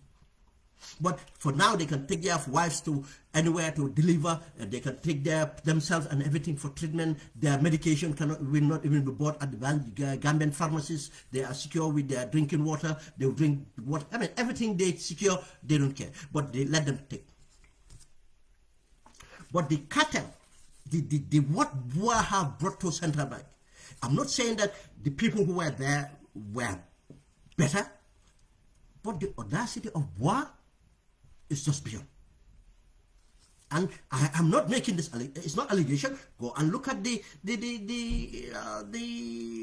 intervention central bank does and the scandals around Bois. But not only that, look at understand the roles of a central bank. And if the economy is shit, we cannot only blame central government. Especially monetary. We have to hold the accounts to the stakeholders involved. And that central bank as the heart that pumps liquidity and anything else. If we need any part of the body, it's the blood that goes circulate. And in charge of that is, the heart that pumps it, central bank itself. Look at the case of Vista. You see, if you know the people involved with the Vista deal and everything else, then you understand the economic cartel and understand the role Bois played. Now, if you want to talk about certain things, it will go private. Because some of these people have so much comfortable with each other. If you know of what they do privately among each other, but I am not those people that will come talk about salacious issues and other things here. But if you just know that much, you just be really scared. Then What you see in the surface is just a symptom. Now, I will get into that bit. The central government, I said again, central government, what economic policies do we have? What programs do we have? We understand that we did not have any. What we do is do anything convenient, and periodically, Gambians will hear get these things from IMF, World Bank. Let us be careful not to rely on what World Bank and IMF tell us. Let us rely on we are one living the facts. The realities are on the ground. We are living it. World Bank and IMF, just as the Chinese, the Turks, the Indians, and anybody else, the BRICS or whatever organization tell us, they have an interest, and Gambia would just be a minor, what do you call it? Part of it. It's up to Gambians to. I'm not saying that we should not, we cannot, we should not deal with them, but until Gambia take things seriously, all these reports are massage. If you want to know corruption, go and find out how institutions in the Gambia and others, in fact, work with most of this World Bank and IMF are from third world countries. You know how corrupt they are themselves? You know the deals they do when they do this evaluations, reports, and all this nonsense? And you want to rely on that? When the realities are hitting us every day? How many countries were under IMF or World Bank monitoring or corporations and whatever, they collapse? They collapse. Ghana, look at Ghana and other countries. What happens to them? But central government have to be held accountable. When Gambia, we don't hear the NDP anymore, because it's not NDP anymore. It's a personal development program. Personal, that's all. We don't have a program. And we'll have to, I'll digress on that when we talk about productivity. And I'm just counting on the stakeholders we should hold accountable on this. And the other part is the parastatals. Now, if you understand what the role the parastatals play and how the parastatal got damaged by what central government. Again, look at the people they put in place. Look at the Ports Authority. Why do we still have the same person at Ports Authority, Jobate, when everything crumbled under Jobate? The corruptions and everything else. Because of Barrow selected Jobate based on what? Jobate track record. What is Jobate's track record? Go and look at the Janneh Commission. Janneh Commission have said it. This guy should not even be in office. If we go by what he have admitted in office. But no. Jobate is in there because that's what Barrow wants, and he's facilitated what Barrow wants. Let's go and look at social security. When Barrow hit a obstacle, this Ebrima Ceesay and others, they put pressure for Mohamed Manjang to be taken out of there, and so that they can get access to the social security and other parastatals under the preview of Mohamed Manjang as the chairman of those corporations. What's the result of social security today? Go and find out every month how much social security now, and that will come to the currency again. How much social security now is spending from dollars, converting it to dollars and euros. And ask yourself, why would social security need dollars and euros? Because of what? State House need dollars and euros. They are settling bills. Now the deposits of our pensioners are going into dollars and euros. Now the demand of dollars and euros is affecting us. We'll come to that. The parastatals. Go and look at NAWEC. Why is NAWEC in this problem you have? Go and look at the restructuring of NAWEC. And why can we blame central government for not fixing it? We'll come to that. Then we look at the economic cartel. Who are this economic cartel? These are the people that working. Today, the people really benefit from economic Gambia are people working with Barrow, the cartel. And these are the people giving the millions and millions you hear him. Where is Barrow getting these millions from? Where did the NPP get the money in their account? Some people said $1 million. That's what they said. But it's far more than that, we know. Because of the amount of vehicles being imported under Barrow's name, apart from other vehicles that Barrow bought from TK Motors to give, to NPP and patrons, amount of properties they own, amount of money been given in campaign from presidential to now. How many millions? Over $1 billion. Millions of dollars or $1 billion or more. Who are giving that? The economic cartel. This is not coming from central government coffers directly. It's indirectly through kickbacks and other things. That's why we have seen all these failures in these performances. And obviously, the incompetence made the policies and other things failures as well. But again,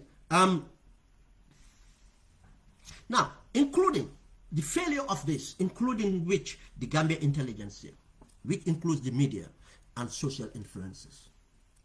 Gambian media. I'll give an example. Recently, Karamba Toure wrote something about WAVE. I took what Karamba wrote, obviously with permission, because when I see something I think is of interest, to create debate. That's why our platform is called Open Gambia. To create debate, I brought it up and shared it. And bam, guess what? I created a revenue for most of the digital media and the media on the ground and social influences. And I can tell you this. Most of the publication, I'm not saying all, because some might be done for other reasons. Most of the publications that came trying to give PR to WAVE are paid. And none of those digital or publishing house have come out to tell you that you are reading this article and this article is a paid advert. It's paid. I tell you. And if I wanted, when I published that article, the amount of interest that came, in two forms. One, I could look at my relationship with some of them and said, I'm going to take their position. Because, I don't want to offend my friend. I don't want to offend my brother. No, I did not do that. You see, censorship comes in different forms. There are others who acted as intermediaries, trying to get me to turn around to support the position of WAVE. Even though I did not, I just published published the article based on Karamba Toure's this is, which I cannot, if I can even say totally agree on his opinion, but I am going to share my opinion here because I didn't have time to write about that. I can get paid. I can make money out of that. And that's what I wanted to tell Gambians as well. If I want to make money, I would not be going to do my 9-to-5 job. No, I sit here and I would be so much loaded. Before this, I could have made money in what I was doing in intelligence. I left that because many reasons. I could have made money doing that. It's easier. I'll not see Gambians. I will not talk to Gambians about it, and I do my job and make money. That's not it. If when I came here, I have leverage, I would have made so much money during the struggle. People that know. A special task force was put up by Yaya Jammeh, led by Amadou Samba for negotiations. I could have got money from that. No, I did not touch it. They are living witnesses. I didn't even entertain it. They got the stumbling block from where they started, because people that know me would not even dare come to suggest that. They will come back to give me feedbacks, oh, these people tried this, but we told them that not to even entertain it, because you will not entertain it. I will not entertain it. And right now, during the Barrow government, where I am today, not from Barrow alone, or people listening, but this economic cartel, I could have made millions. Millions, I'm telling you. That's why I say that some of these people are running their media houses because of this. Not because of they want to impact. Because of advertisement revenue, because of other forms of inducement. And some are even doing things because the relationship we have with people. I'll tell you, that central bank, 𝒂𝒊𝒏 recently appointed deputy governor. It's like a cousin. Like a cousin. That does not stop me. Any day I have anything directly implicating him, you hear it here. And I could have not even talk about central bank because of that. In a nutshell, where Bois is, he is there. And or how this or most of these people get their appointments. You know, and especially Gambians have to be careful. Or this guy was in the international, he was the World Bank, when they come back to Gambia, they only come back to Gambia not because of they love Gambia more than us or anything, because of their appointments they have finished. Or what they come into Gambia is more lucrative than what they have outside. And if I say lucrative, let nobody tell you about salary. It's not about the salary they get paid in the international. It's not the salary they paid in the diaspora here. If you put it into perspective, that the salary I paid in the diaspora, do you know how much my mortgage is? Do you know how much my rent is? Do you know how much I pay for my electric, my water, my every other thing? Do you know how much I pay for a lot of other things? From my salary, my wife's salary, I don't have any kickbacks. I don't have anything else. But do you, and what? Jobs in the diaspora, or that make you humble. Because of even the big organization internationals, you find your managing director and others humble people. You have nothing to do, unless if you come to your small country, Gambia, and show them, I'm in the IMF, I'm in the World Bank. But most of these people, when they left the IMF, World Bank, other organizations, they came to the Gambia, they already came with debts. Their diaspora, they got debts. And you'll be surprised that most of these people clear their debts within a short period of serving government. Serving government, paying off their mortgages, clearing debts, serving government. But not only that, now they have prestige. What they see as prestige, because this worldly things and seeing to be big among poor people is something that give them a boost. They have a police escort, they have a this. Their lifestyle, that's what they look at. Instead of understanding the blessings of Allah, understanding the privileges they have from society that group that made who they are. Even if your father became rich, in that community made your father rich. If your father become educated to able to generate any wealth, it's that community that make it possible. If that community did not coexist peacefully and work together, your father would not have that education, that money, or anything else. Then any blessings we have from Allah and anything else, we have to bless that community and respect them and know that when we achieved, we owe it to those people to make sure we continue working in keeping that stability, peace, and progress among ourselves, so that our children and other people's children will meet their potentials. But it's not for these people. Mainly when they come back as to build that intelligence here, what they do, they sit as semi-retired, but their hands are in everything. They come in to take board directors. They come in to take other jobs, ministers and others. Look at the good example of what's his name again, former infrastructure minister, Job, Bilamin Job. Someone, when he was appointed, I look at the first cabinet appointment. Is his appointment, I praise more than anything, even more than the Chief Justice. In cabinet, he was the one. I said, he have what it takes. But what happened? We all saw. Now, he is sitting quietly as he have done, not done anything, with all the damage he have done. And many people like him. So-called Gambian intelligence here. And this should have changed and able to change. But they are mainly part of this problem. And others will come in. They might not have media, media houses. And they have influence. They can write. They are articulate. They have degrees. They can be trusted. And again, I have a brother to say, oh, be careful with this guy, this. I said, I laughed. I said, my relationship with people, I don't discuss it. But I said, my association with people that does not mean.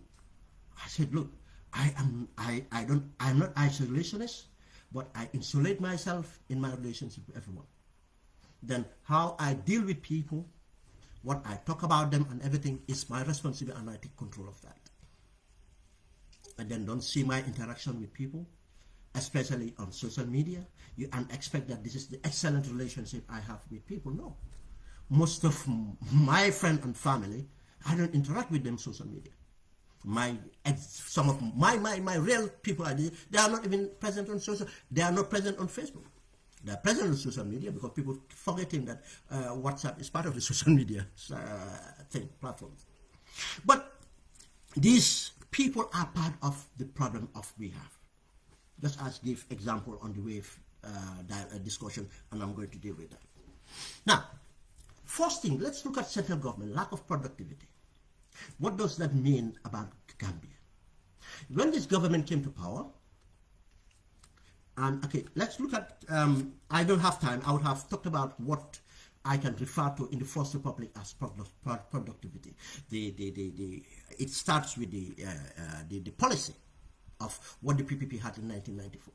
What corruption did it for them, and lack of, even the level of corruption, if the government were not distracted, disintegrated by fighting among each other, if they were communicating properly, then the soldiers would not have dared or have the possibilities of getting to overthrow. But that's the failure. But there are so many things that we can look at in the First Republic. This is it, and there was a this area of project development that they failed in. But if you look at policy-wise, they were far ahead. The mechanisms they have, the central bank controls, and many other things. But what you have in the Yaya Jammeh thing is the personal development. And most people have seen things which are very positive in a sense of form of development in the infrastructure side, in the form of building universities. But one thing is, everything got undermined because of the freedoms, human rights abuses, freedoms. And again, how did that undermine? A kill of creativity, a kill of sustainability, a kill of everything else those universities and other things should have represented. And the corruption even overdid. I mean, make every other thing not even countable because of that level of corruption, because of personal corruption, personal wealth creation for themselves, generational wealth created for themselves, and so on. When the Barack government came in, policy-wise, nothing. Everything they said is just for sake. NDP, nothing. And they want to fool people with so-called infrastructure. Oh, we're building roads. Oh, we're building this. But if you look at everything they built and see why they built it, for mainly of political listening, but again, they might be vital for economic development, but again, was it delivered right? Right in the sense that most of it's contained of kickbacks for themselves, but again, the source of finance, the appraisals, and many things that you need to do is not done right. But some of the things they inherited. You see, building roads and things are easy. Going to take loans and build things are easy. But that even they cannot deliver. Look at the OIC. If they have delivered, if they were competent and not corrupt, OIC would be hosted. We have enough time to do that. But now even the projects are not finished. But every day they will show you one section of the road. Airport road. They are not showing the Bufoot. They are not showing you Carnifin. And it should be network of roads. That I am pointing this to point to productivity. But the other form of productivity is producing. You see, in economy development, you have your capitals. You have your social capital. You have your build capital, the infrastructure capital. You have your human resource capital, and you have your natural capitals. These are the four capitals. Your social capitals is people, their beliefs, in country, their oneness, and the culture, the stability, and so on that you advance. Social capital. The human resource capitals is the intellectual capacity that you develop. Science, technology, the art, and everything that you do.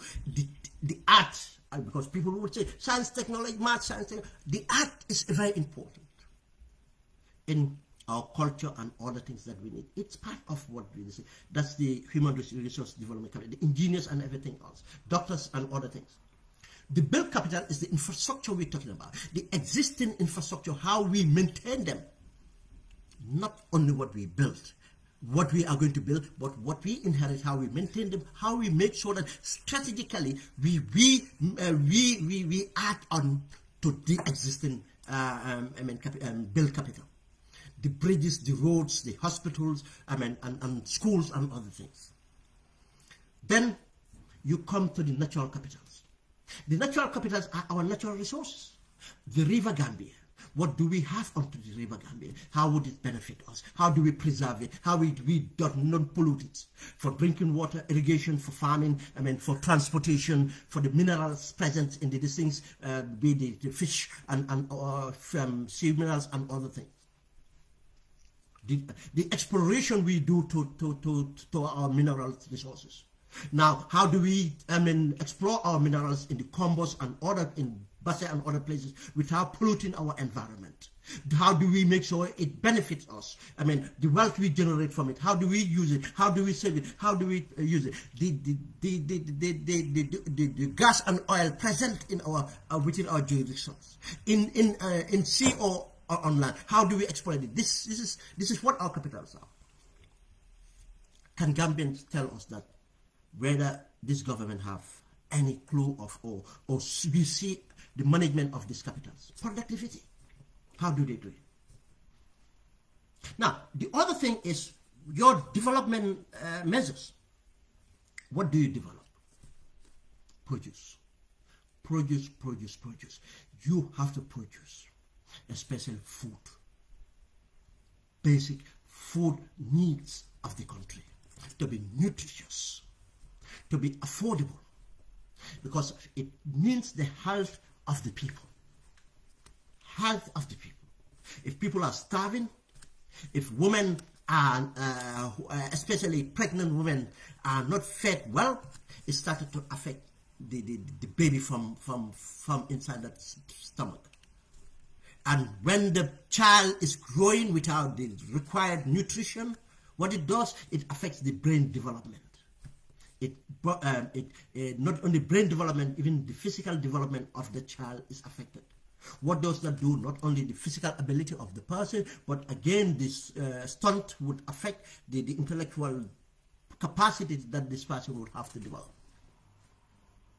Then again, the grown-ups, their health and well-being, it matters on the food they consume, how safe this food is and others. Then what does this do is it helps to avoid the amount of money we need to spend on fixing people, on medical.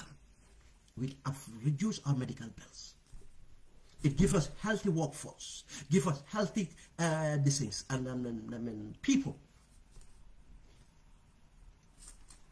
That's why producing is important, especially food. But producing other things, we have a lot of resources that can be added value from our farm, from what we produce in our agriculture. Only if we were only successful in agriculture, that will have transformed our small country. We will have created enough jobs, from the farms to the mechanics that we need to maintain the live factories and other things and other aspects of the economy. Only agriculture could have delivered it. What's the record of agriculture for this government? Let's go to the marriage. See, we can go on and go on. Everything now we import. Everything now we import. Now, once we are not producing, we are not adding what we are producing, even less now. Even the groundnut, you hardly see any groundnuts anymore. It's become more expensive, not affordability. Then we go to what? We are not, next is manufacturing. Product manufacturing. What do we manufacture? The little we had before, even we have lost. The little bit like Julbro and others, we are losing. We are not manufacturing anything. Now we are importing more. And depending on every other country. Now even fruits and vegetables we are importing from Senegal. Trade deficits we are. Now, anything that Senegal used to come in to buy from us, now we are the one going to Senegal to buy. Because one of the pillars of the economic stability of the Jawara administration was the re-export trade, which Jawara had to battle. The PPP government had to battle with Senegal to make of viable was the re-export trade. But look at it now. We are importing everything from Senegal, cement from Senegal, everything from Senegal. In balanced trade because of lack of productivity. We are not manufacturing. The other thing is service. The service industry. Tourism became kind of another introduction from the Jawara government. We were even leading in tourism in West Africa. But today, look at our tourism. All been killed off because of this government. What did they do? The taxes, the lack of control, and anything else. We have a buffoon as the tourism minister. But not only that, a corrupt buffoon. Look at the corruption of trying to diversify, to bring us 5 ecologists. None got built. None. 5 ecologists this government has as a program, none got built. Service. The service industry. Nothing. The financial industry. What the PPP government had before, and if you listen to the TRRC, you hear when Ami Bensouda was talking about her role in government. The legislations were ready for Gambia to be an offshore for financial industries. A lot of banks are not, these are not retail banks, a lot of corporate banks, a lot of hedge funds and other things who operate from the Gambia, just as you have in Bermuda and other offshore companies will come in and operate, creating jobs. That's why you have Gamtel would have these things and other things will happen. What does government do? Apart from cowboy operators, having Vista coming and cowboy operators taking over banks with the collusion with the cartels with central bank illegally. Now you see the results. Now this is all the failures we have. Now let's see the realities on the ground. This lack of productivity we blaming on other things. For instance, we blaming this on some people now blaming it on money. What do you call it? Exchange bureaus. Others are blaming it on hawkers. People like in the Westfield, Hawking and so on. I'll give you an example of this. Before we get to that, let me just start this. Now, this lack of productivity, what did it do? We are depending more from imports than export. What does that mean? That in balanced trade, in balanced trade, there's a deficit in our trade. Our dalasi would suffer because of there's a huge demand in acquiring foreign currency to transact. The transactions we do now increase from importing than exporting. And if you look at the ratio from PPP ratio to Jammeh's time, and now you see the deficit have been ballooned. And what's responsible for this deficit? Incompetence of central government, not bringing a policy that will help the rice developers and others and others. Do you know now there is rice in the market imported from rice cultivated in Senegal? Do you know that, and I will prove that when I have time, I'll prove that the rice even been donated from China and Japan, that the government is selling through barrel to intermediaries to Senegal. But we should not even encourage the aid of rice. It's part of our problem of dependency and affecting. It's not. We should have a policy to make sure within a sub period or measure period we can produce enough rice if we need, but not rice alone. We can produce a lot of other stable food we need, be it coarse, rice, millet, whatever you call it, and other form of cereals. We can have it, plantains, fruits, and everything else. But we don't have that policy. We are importing all this in balanced trade. Now, because of now the economic policy, the ineffectiveness of the ports and other things now, we are going to Senegal to buy even clothes. There's a place called now 𝒂𝒄𝒄𝒏𝒏𝒆𝒍 in Senegal, in Sandaga.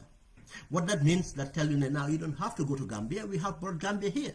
Before, we have lots, if you go behind Banjul State House, you have a lot of boats been loaded in the evenings to go through the islands, to these things, navigate as fraud. If you go to Basse, if you go to Farafenni, if you go to Soma, all these borders, you have big vehicles and other small vehicles and other things trying to sneak in, trying to take sugar, tomato, clothes, and other things to Senegal. And that was the trade again. You have a lot of big vehicles at Picton, going to Guinea-Conakry, Mali, Bissau, and other places. Some things we are going to Nigeria from Gambia. This is what the re-export trade meant. Apart from agriculture, it was the export trade, and then tourism. All this have been killed under this government. Now you see the demand. But let's just look at the other part of the demand. Something that is unique to Barrow. NAWEC.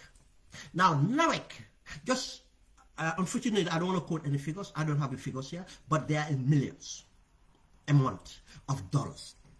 Pay to Car Power or pay to Senelec. And this is Barrow's ideas of development. Now, we all know that the only reason the government does this is two. Let's come to Car Power. The gentleman who was at NAWEC, they had to sack twice. The engineer, if you can remember it, is the son of, is it Jatta? It's Jatta, yeah. Teres Non Jatta. It's son of Teres Non Jatta. I forget his name. He advised government, let's not go for this Car Power. Let's try and do with what we have, maintain it, but there's already a company,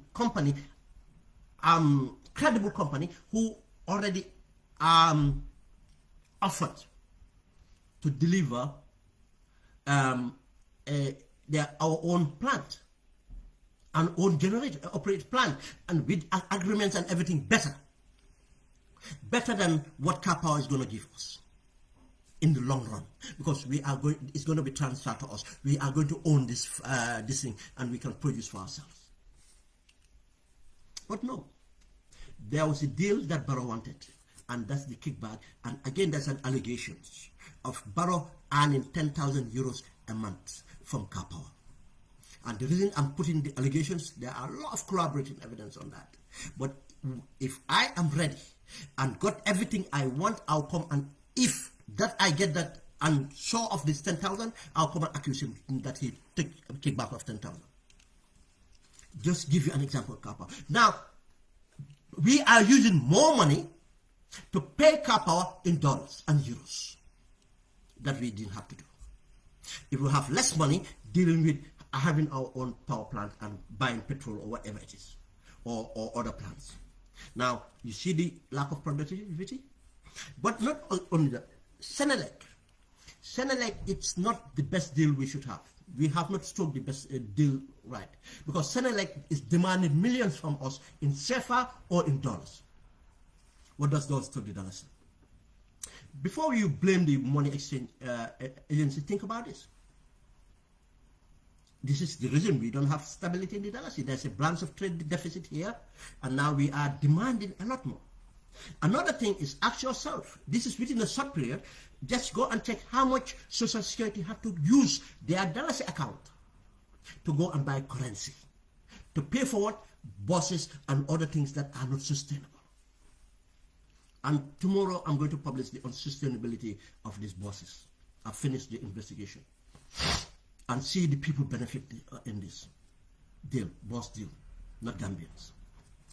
Now, the Social Security, how many million have been used so far? Millions of dollars used so far to get thousands and thousands of dollars to purchase these things for Barrow and others to have their kickbacks and for political capital. Now, we are going to blame others, but we don't want to blame this thing on our problems. And we can go on and go on. Let's look at this. Now, they are blaming forex bureaus. Just as anything needs regulations. Just as anything needs regulation. There's too much regulations is bad, but too large regulations is bad. That's why we should be very careful when we do regulations. We should be competent, make sure the regulations are reviewed. When they think about properly and when they're put in place, are reviewed periodically to meet this thing, because things change on others. But we just had parallel money bureaus, which I am against. We can have few companies. There's a way you do that, to regulate it, not because of the central bank demands you have to have deposit of 1 million. Then you have a license. But there's a weakness in that licensing that 𝒂𝒐𝒊𝒏 can come and pay this guy 50, to rent that license, just as we did our pharmacy. 𝒂𝒐𝒊𝒏 can rent this license. Now 𝒂𝒐𝒊𝒏 will operate these things and we go on and go on. There's a problem with that. That's a problem with that. But again, there are policies that the central bank should be held accountable for failing to put fit policies, robust policies that will make sure that we don't have this filter this thing of perforation of bill results. One. People will come to money exchange. Hawkers. I am going to tell you from experience. Most people just look at the surface of this money exchange.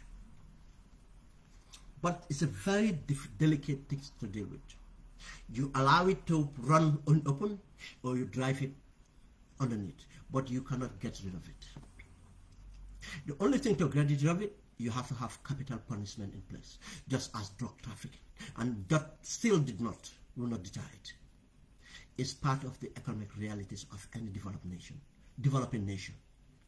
In developed nations, you don't need them, because the economics are so mature. There are so many instruments that people can use. They are not threat to the economy. They are not threat to anything. Now again, we have to blame the central bank, and I'll tell you why. And if you understand these hawkers standing on the streets, you think most people see them as foreigners who just do this, have money, and take it for where they are. No, they are part of a network. Part of a network of the economic cartel. And I'll come to that. Now, what can you do with these people? Again, regulations, level of regulations, but you cannot kill them off completely. What you do is to allow the operations, but and again, operations in a way that they can be monitored, and they will be part of the structures. They can be monitored, and evaluations can be done on their businesses and so on. But if you think you can say that nobody would do this anymore, you are lying. You're pushing it, and it's gonna even hurt more. What does these people do? When I left the army, I told people I was in forex. I was in forex for less than 3 months. I was disturbed, and I said to people, when I said my moral compass or everything, I don't relate it to my religion or anything. I relate it to my consciousness of fair play, consciousness of wrongdoing. That's why I got my morality. Yes, which a vast this thing of that might be entrenched to my faith. But why did I say this distinction is many people that you see involved in this, they are religious, either Christians or mainly Muslims, but they don't have a problem with this. They don't see the unethical part of it. The money exchange only thrive because of they become an integral part of the economy. Because of the failure of policy regulations, that's why they play the role they play. What do I mean? As a forex, I was dealing without an office. I was dealing without anything, be registered. I was dealing as a person. But I was connected to banks. How? I was connected to people within banks. To what? In fact, I don't even need to invest my money. They were using people's money, which I admitted, but I left. The minute I looked at it, I see how evil it is. I'm not saying everyone does this, but many think this is how it operates. Some people will use their own money. But what I mean is, there was a period that if I just got a call from my house line or send someone to get me, or there's an institution, there's people that need this much. They need 50,000 euros. They need 50,000 pound earning. Then it was pounds and dollars for that matter. They need this $50,000. The bank insider knows that there's people that need $50,000. He's not gonna let the bank sell this $50,000, because if the bank sells it, he doesn't have anything from it. He will get someone from the outside to come and take. He's already knows someone who have the $50,000. He's not letting the bank do the deal. He's getting the deal himself. Now, come and take what? Money, if equivalent to paying the $50,000 from the bank vault. They get to the bank vault, get $50,000, take it to their office, then you go to their office, or they take it out of the bank and give it to you on trust. You take the $50,000, the equivalent of in dollars of $50,000. You go and meet the person. You make the deal. You take the $50,000. You come and give it to them again. They sell it to the bank, and you'll be surprised how this happens. And at times it's about 50 buckets, 25 buckets. But check it, and if you do this many times, where they take money from the vault, give it to someone to trade to something else, give them, and they have the kickbacks. This goes. But there are regulations that if you do, would have limited this. Why this is a problem? As I said, you need money exchange bureaus. You need them. In every country you have them. But they are not this thing in some countries, because of these financial structures they have. But in any developing country, you'll have them. But when you have these people, hawkers, what do they have? They don't pay taxes. They don't rent any place to deal their businesses, and some people rent certain small unit, but there are 100 people involved with this unit. The rent is negligible. They don't have overheads. They don't have anything. And some of these people, 10 of them will live in a room. They don't have any other expense. They can easily make money out of this.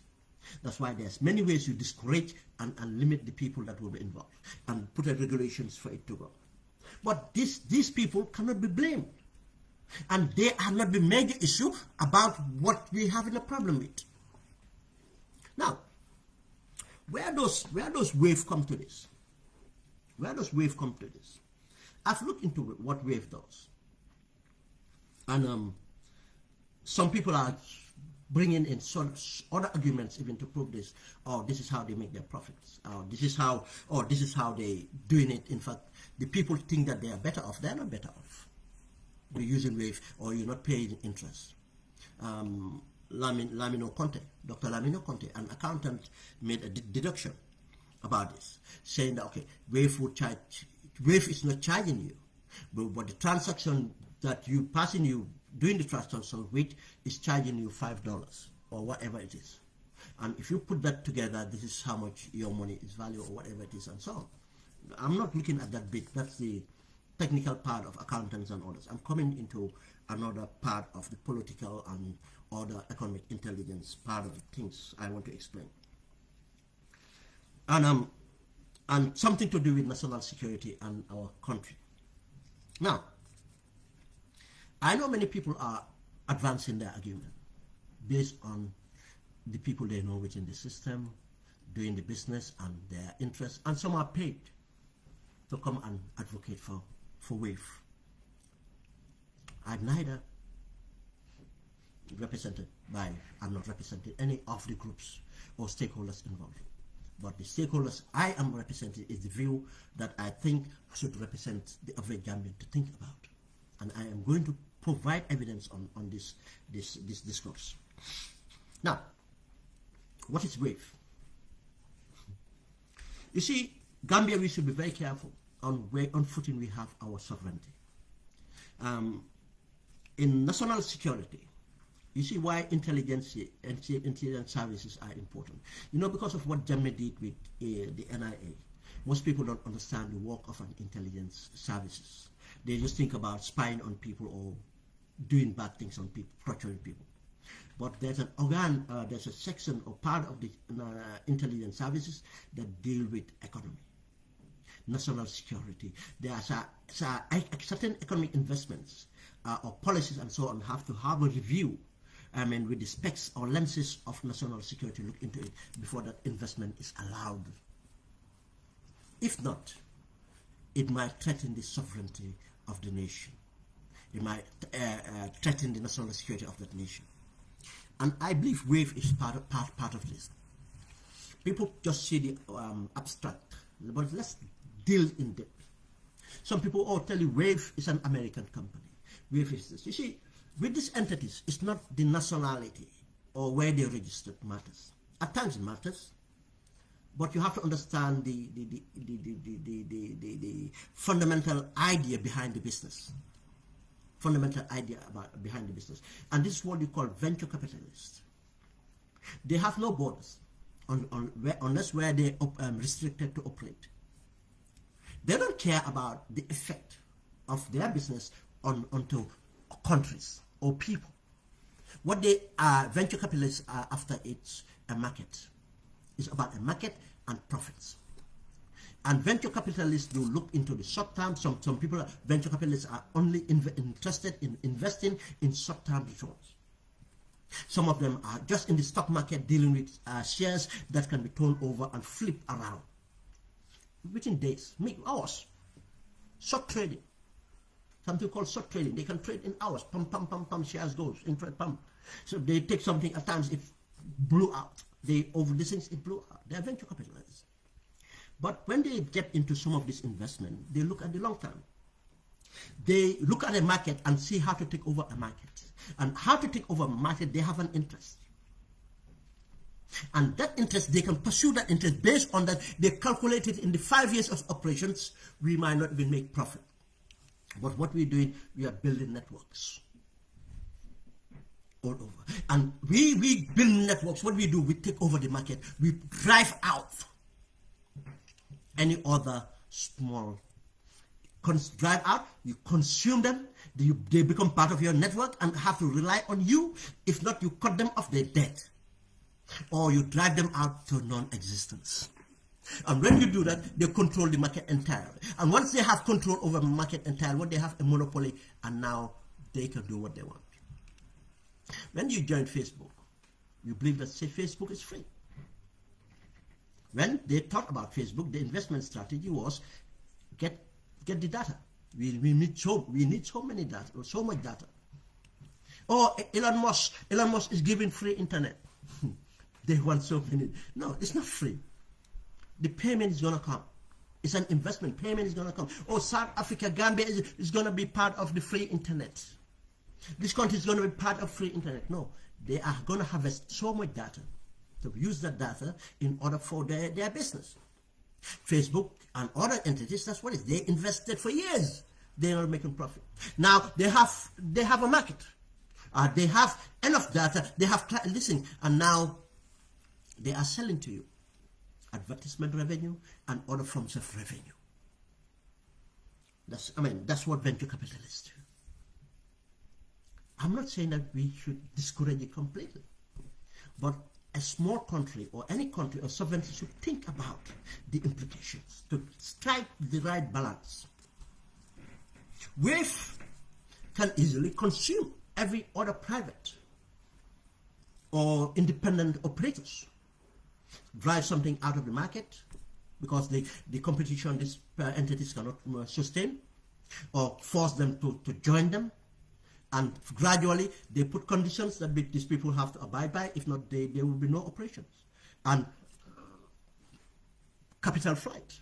When they make profits, who makes profit? Now, they make so much of profits, billions and billions. Who did they pay for? They pay to their shareholders. Who are their shareholders? Most of them are on the top. Go and check the investment portfolio of Wave. Who are they? But again, what they do as intelligence, these things now, financiers, and I can tell you, just as the Chinese, the Turkish, the other BRICS and others, they are supported. That's what happens with this globalization. They are supported by Western policies. France and others. Go and check how much they raise from banks of France and other places, America and other places, to compete with Chinese businesses and other businesses. But what about African businesses? What about Gambian businesses? Who is looking after their interests?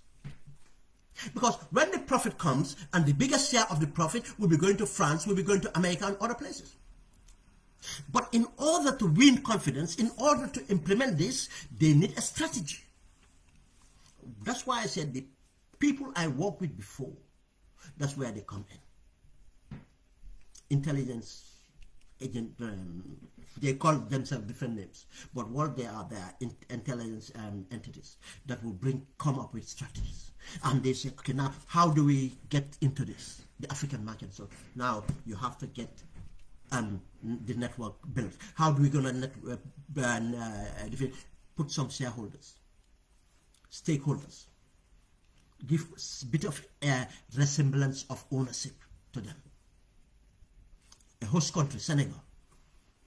Okay, let's start with Senegal. Why Senegal? Influence Senegal have to Gambia, to Bissau, to Sierra Leone, to this, this country, that country. They play us. And when they come to the Gambia, they say, okay, I mean, the kind of people that you need to bring on board. You know, they know they know our intelligence here, and they go through our intelligence to see people they get on board, and that's how they deliver the product. And gradually, before you know it, they overtake and overcome and took everything. Now, what is the difference here? They are not doing you a favor. As a customer, don't think that you are benefiting. At times you do something in the short run, take the pain for the interest of country. Take the pain for the interest of your benefits. Some people will tell you Jews believe in a Jew selling something. You go and make sure you buy from the Jew, you promote the Jew, and even if you find a defect with the product, you consult the Jew and you talk to him about the product and how the product can be better developed and so on. Because of end of the day, if that Jew becomes wealthier, we all benefit. Now, we have so many successful Gambian platforms that are doing this money exchange or money transfer business very successfully. And so many of them are impacting on their social responsibilities, they are impacting on job creation, they are impacting many things. And be careful. When Wave said that they are creating jobs, be careful what they say that creating jobs. How many of those jobs are direct jobs, indirect jobs, or how many of those jobs will even be in existence without Wave? Because they are going to go into other Gambian businesses. I don't want to promote, because I don't even want to go into individual Gambian money exchange, money transfer or investments, but you can look at it yourself. For my observations, for a long time, we're doing money this thing, I have seen them start from nothing. A small. Some of them operated from the UK here, they don't even have proper bank, they cannot even meet the stringent banking regulations in the UK here. We used to send them to different people and they do it, but we did it. Guess what? Some of those companies now are established. They got to a level of meeting the requirements for financial regulators in the United Kingdom, to the extent now they can host a lot of services, products been selling. In the Gambia, they have moved from running from a small office. Now they have branches all over the country. They have employed 200 to 300 people directly, benefiting a lot of families. They have developed many other products, not only selling utilities and others. Not only that, they have got into, in fact, into commodity trading and other things, and other source of financing and lending and other things and other things. They have turned into mini banks. from individual or family owned to mini banks. Now, if these entities, Gambian entities that turn from into mini banks, if we continue to promote them, what do? We are building an homegrown industries. And the benefit of every billions they have, millions they have, they cannot restrict it, will have to benefit the Gambia as a whole. In taxes, its revenue, in all the things, in product development, in everything and everything and everything. That's how countries develop. And I'm going to give you an example. And where economic intelligence comes in this is how to make these corporates weak. They go through governance, policy, loopholes and so others, wave and orders. You'll be surprised how many people, people having interest running wave's interest in the Gambia.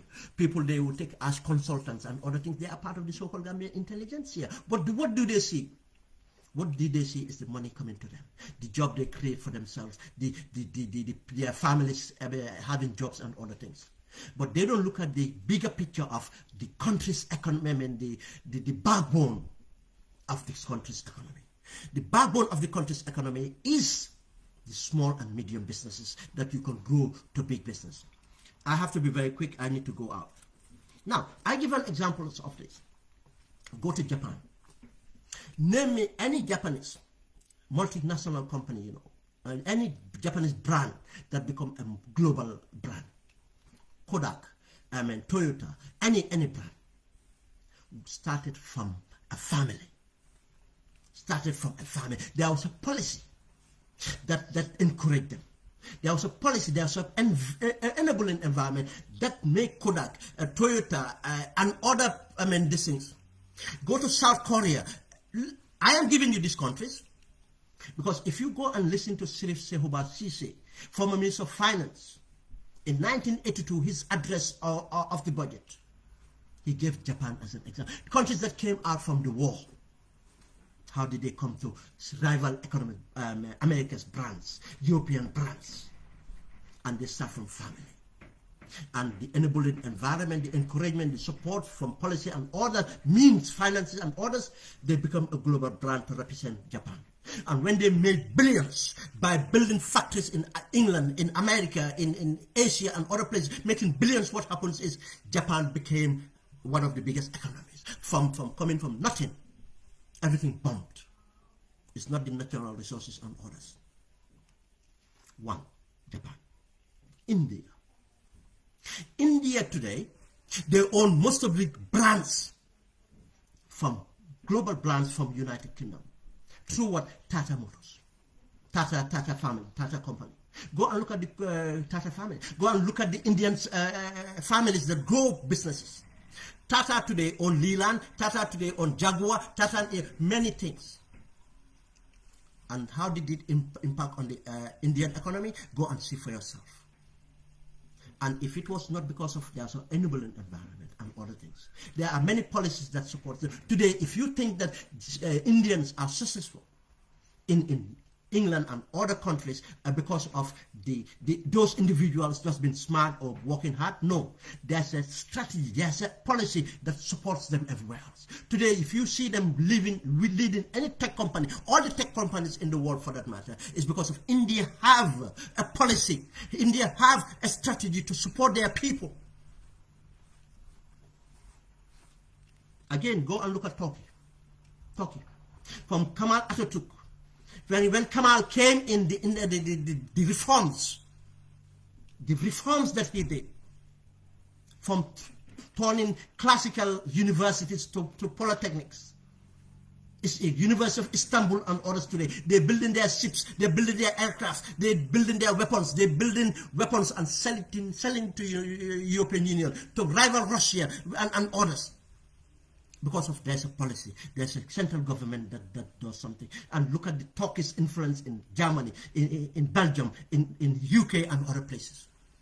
Because of there's a policy that enables, they know how to use their diaspora, they know how to use their resources and others.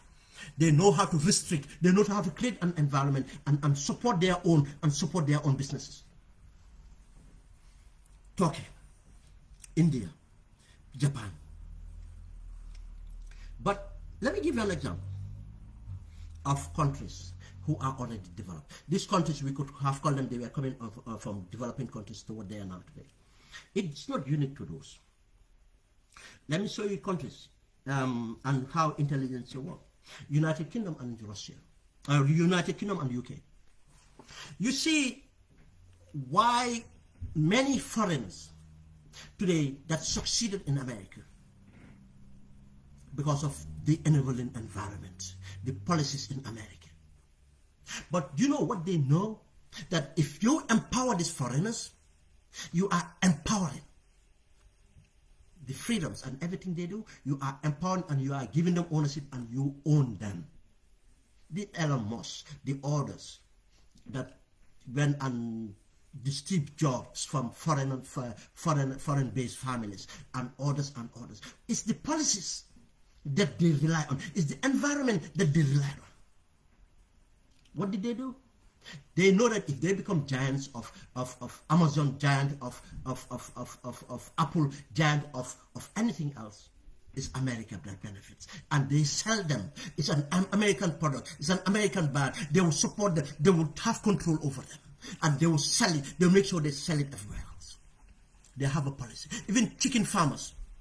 Gambia government have to allow certain things for chicken to be imported from America and other countries. The wheat export, soy export, anything else. Every farmers, there's a policy to support their agriculture. It's policy to support innovation and technology transfer and everything else. Go and check the policies they have, why they are supporting Taiwan. Go and understand the economic technology advances in Taiwan. The semiconductors and other things, they need to keep their industries working. That's why we need a government. We need a Gambian intelligence here that will support and make sure these things are happening. Until we hold our government accountable, until we as Gambians are honest to ourselves, especially educated Gambians, to support something for the long run, not for their short-term benefit. This is what WAVE is representing and come to United Kingdom. The same thing. But you know, there's a difference between United Kingdom and America. United Kingdom, in a sense, every industry was technically owned by government, or it's an establishment of English. But obviously, because of the globalizations and other things, certain things fail, and other countries develop themselves, able to produce some of the things we have produced in the United Kingdom here. The factories in the United Kingdom have to stop. The textile industry, many other industries have to transfer in the tiger economies and other countries now to do, because of now it's not they don't have the markets anymore to sell. In fact, they become consumers of it. But what do? Now, when they sell, even to sell a business, there's a review that needed to be done by the trade ministry, and there's an intelligence here, or intelligence agencies working towards understanding this. When they were selling to India, they could have sold this to many things, but there are certain components of the sale that guarantees English brand be recognized. Jaguar and others, still people think they're English, because there's an expertise. The expertise that they build here that will stay with us, and they continue to do these innovations and all science development and others. But let me give you an example. When Russia, Putin wanted to rise up again, what did he do? Putin used the FSB to infiltrate. When they went to infiltrate, what do they use? They use their oligarchs, business people who are part of the regime, to go out of the boundaries to Europe and other countries. Be it the mercenary companies, they went into that. They went into everything. But one thing, do you ask yourself, why did Russians so suddenly get interest in European football teams? The Arabs are doing it now because of there's an important part of owning a football team and what it does to the psyche of the people. Ownership. But not only that, go and check how many newspapers, agencies, newspapers bought by Russian oligarchs, for people that came in to sow their these things. Go and look at the financial industry.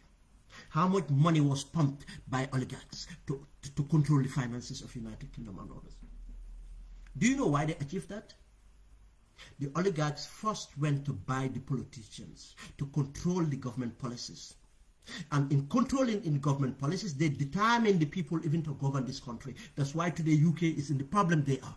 The reason that UK went out of Brexit, we went for Brexit to get out of the EU, is not because of the politicians just wanted that, no, because of they were greedy in holding power and they got pumped money and they got controlled and manipulated by the FSB, and that's how the campaign went. There's a proof of that. Now look at what we have in the United Kingdom. The influences we have in the European Union, the global influence we have, everything else affected. Now our supply chain and everything affected.